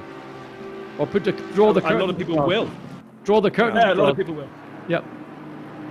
There are all these extra elements though, Ben, that certainly I had never considered. It's fascinating not only watching individual races, but learning about what to me, and I suspect to John as well, is a whole new world. Every week we learn a little bit more. Right now, Adam Pitches is learning all about how to defend from Tobias Pfeffer, and then also here, look, as they come over the timing line, Alberto Garcia is in the mix of the Bentley, but look what's happened further up the road. Patrick Selva, championship leader, is 11th. He is out of the points. And David, this is the last lap. We've got less than a lap time left in the race. Now, a minute and 13 on the clock. Cecilia is a long way up the road. I just wonder whether he might be able to squeeze one more out of it. Ben might be able to find Cecilia's location on the track for us, just to confirm that as this battle paddles its way through. What about Jack Keithley? He's on the back of Tonitza for 5th place. So the man that was on pole, David Tonitza, he's a sitting duck, isn't he? Jack Keithley here, the Williams esports driver, is about to make a move. I mean, it's dark and gloomy, but he tries to go one way. The Ferrari's in the way, but that Bentley, surely it's going to go through, John. Yeah, I mean, again, I hate to repeat myself, but a mid-engine, front-engine GT car just dominating what we've seen here in a wet evening at Nürburgring. Gets up alongside, not quite ahead, but he may well, if he can pull enough, half a car length, he's done it. He's got ahead of Tonitza. He's getting to the chicane cleanly. It's a good pass by Keithley, and he will be delighted with that 5th place for him. Fantastic drive this by Jack Keithley, isn't it? As the race leader is on to the last lap now. Then he just squeezed one more out of it, so Cecilia goes through. Ben, Jack Keithley, another sim racing expert. Really impressive drive by him. Yeah, I'm really impressed with what he's managed to do on not his home platform, if you like. I've said it a few times already, but he's not used to this. We may see still a change for our podium because that BMW of Barbar is still pushing on, and he's right on the tail of Petite. Owen Murphy had a very, very slow lap as well, but I don't think there'll be a change there. Well, Petit was 10 seconds behind Murphy. He's only 4 seconds behind him, so he is getting closer. I don't think he's going to get past. But what about this man? We've hardly seen him, but Jesus Cecilia has had a mighty impressive race, John. Wheel perfect. Absolutely all you could ask for a driver in the most challenging conditions. Started wet in daylight, finishing wet in darkness, and just threading your way around a racetrack. And it's never pleasant, believe me, in either real or in simulation, to drive in a wet track that's also getting darker by the lap. Well, it is round 3 of the SRO Esport GT Series here from the Nurburgring, and it is going to be another driver, another brand that scores victory, because in the wet, in the gloom, in the cold conditions, and at virtually 10 past 8 local time, Jesus Cecilia then in the Aston Martin. He's going to come through as the winner. The AAA esports driver accelerates up towards the line. Jesus Cecilia it is who wins here at the Nurburgring. Second across the timing line should be Eamon Murphy in the Porsche, the man that led early on. Third will be Axel Petit, or will it, because Ufuk Baba is not that far behind him. There is Petit coming in the last corner. You can see how close he is to the second place Porsche, though. Eamon Murphy is going to hang on in there, but only just. That for fourth is the best we've seen all season of Ufuk Baba in the BMW. He powers his way now up over the timing line. The M6 improving on 27th at Spa, which was his previous best result. He finishes behind Axel Petit, who was 23rd at Silverstone as his best. Fifth, Jack Keithley, great drive. David Tonitza, the man from Pole, struggles home sixth. Jan Marcel Dietrich, we just saw a moment ago, he will be seventh. Then it's going to be the man that started, I think I'm right in saying last of all. Yes, David Planiol, eighth from last on the grid. How about that? Apologies, we didn't really pick him up during the race, but 45th to 8th. 9th is Andre Franke, and for 10th place, it should be Kvetniewski, and this is 11th, Patrick Selva, keeping Pfeffer and Garcia at bay. So they come to the checkered flag. So Patrick Selva ran 7th briefly. He ends up in 11th place, therefore no points to Patrick Selva. It is a win for Jesus Cecilia. And again, just to make the point about David Planiol, he started 45th after qualifying, absolutely flat last in his Lexus. And there's another car that came good as the race wore on, and David Planiol taking 8th position.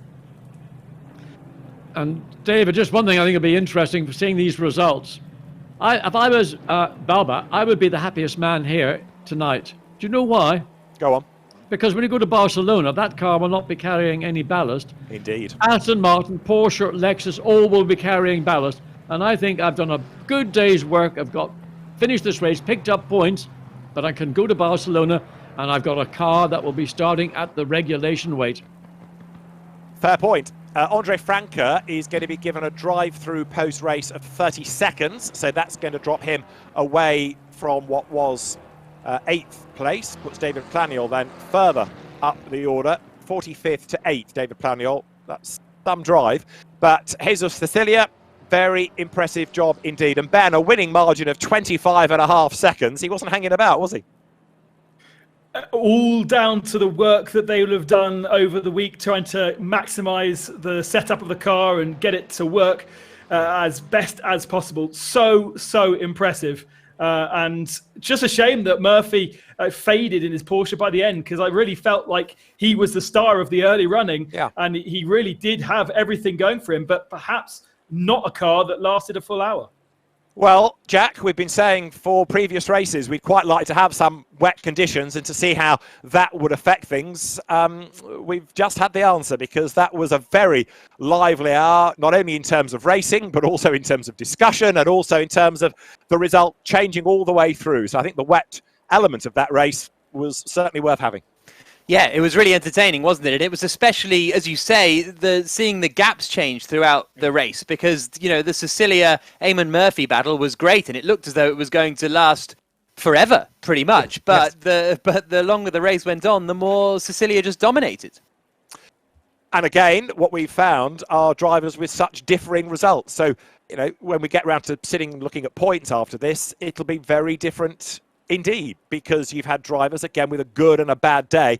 If you can be consistent over these 5 rounds, that's all important. But you know, David Tonitza, as an example, cut and paste that Jordan Pepper conversation. That was his race, we thought, and he ends up way down relative to what we anticipated, because that car just did not suit the wet as the race wore on.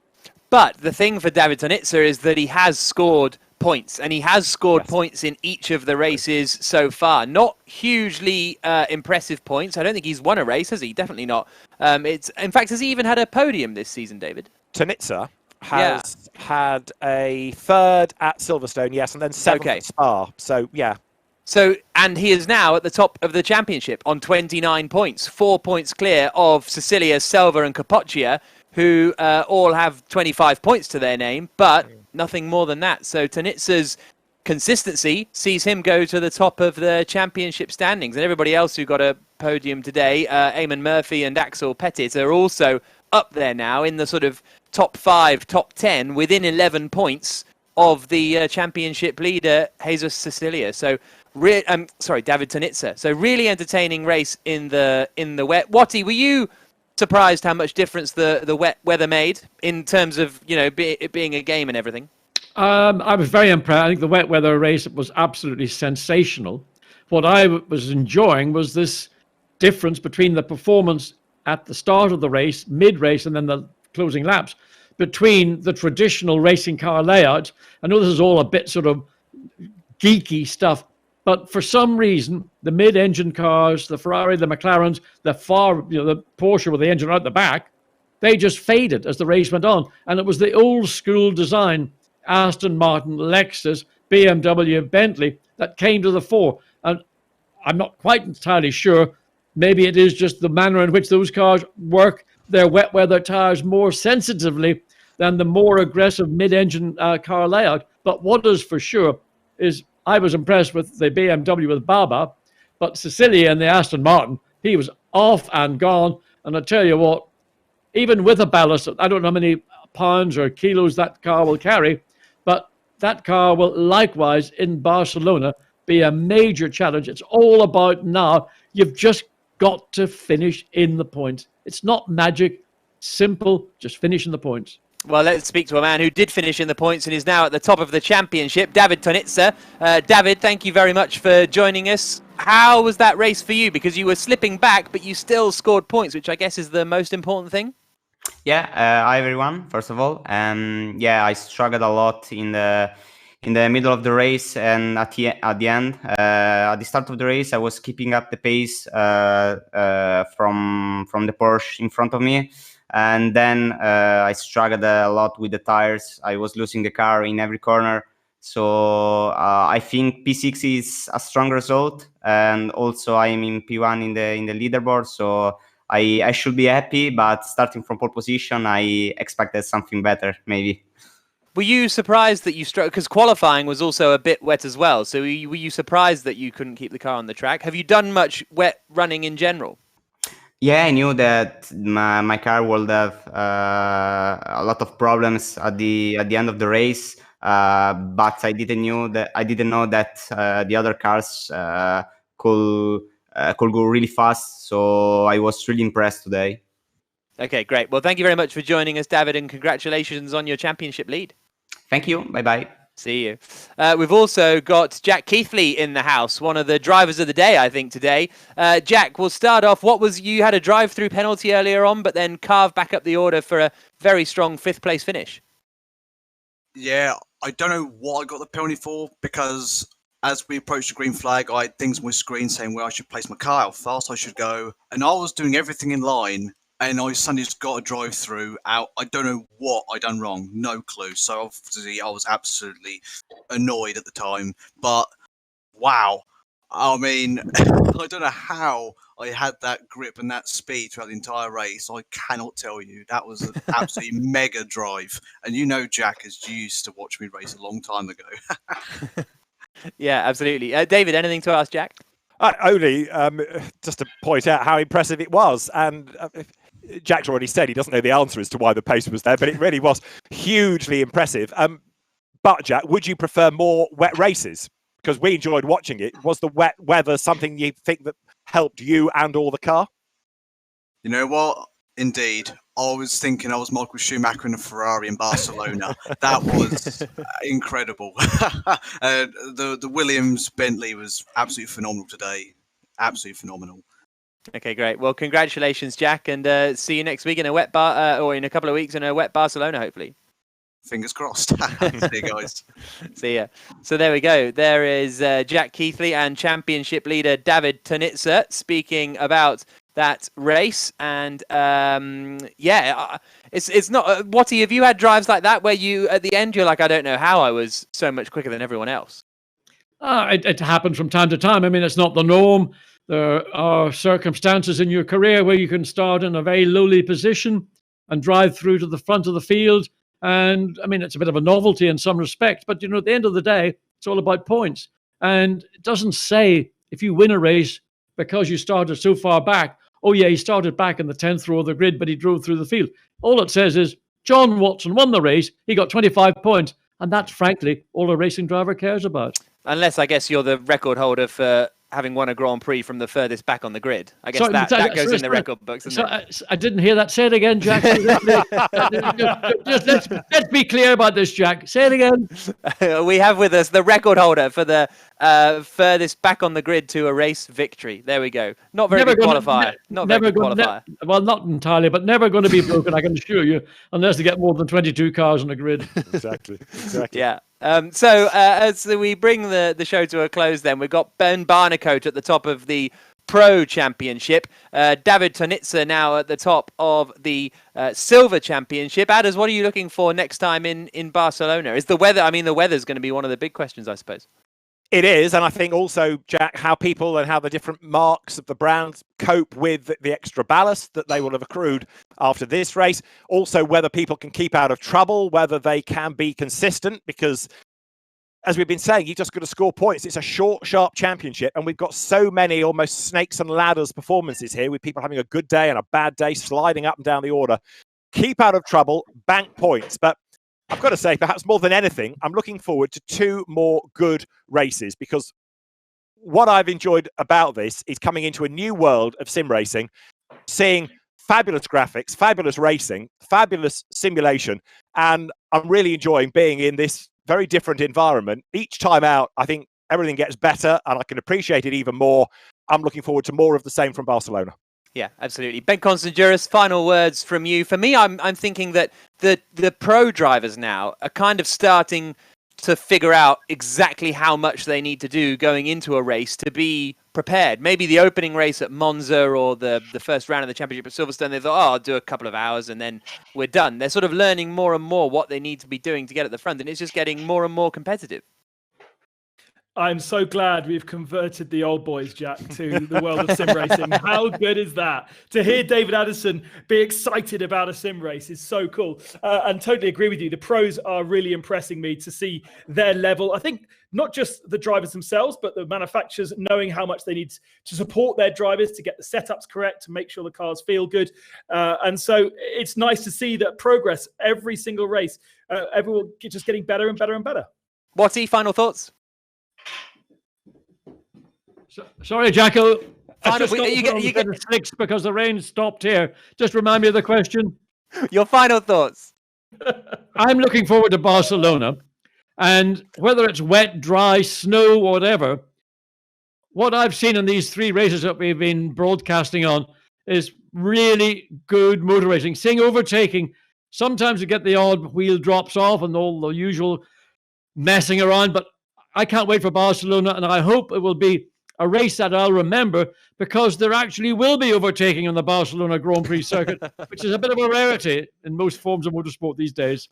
Absolutely. So that'll be the next race in 2 weeks' time in Barcelona, and then it'll be followed by the final round of the championship, which will be down to a public vote. So we'll let you know how to get involved in that in Barcelona in a couple of weeks. But for now, from David Addison, from Ben Constanduris, from John Watson, the whole team in Italy and at SRO, thank you very much for joining us for round 3 of the SRO Esports GT Series. Ben Barnicoat takes the win in the Pro Cup and now leads the championship. Jesus Cecilia winning in the silver class, and David Tonitza moving to the top of the standings with just 2 to go. Round 4 will be in Barcelona in 2 weeks' time, and we'll see you then.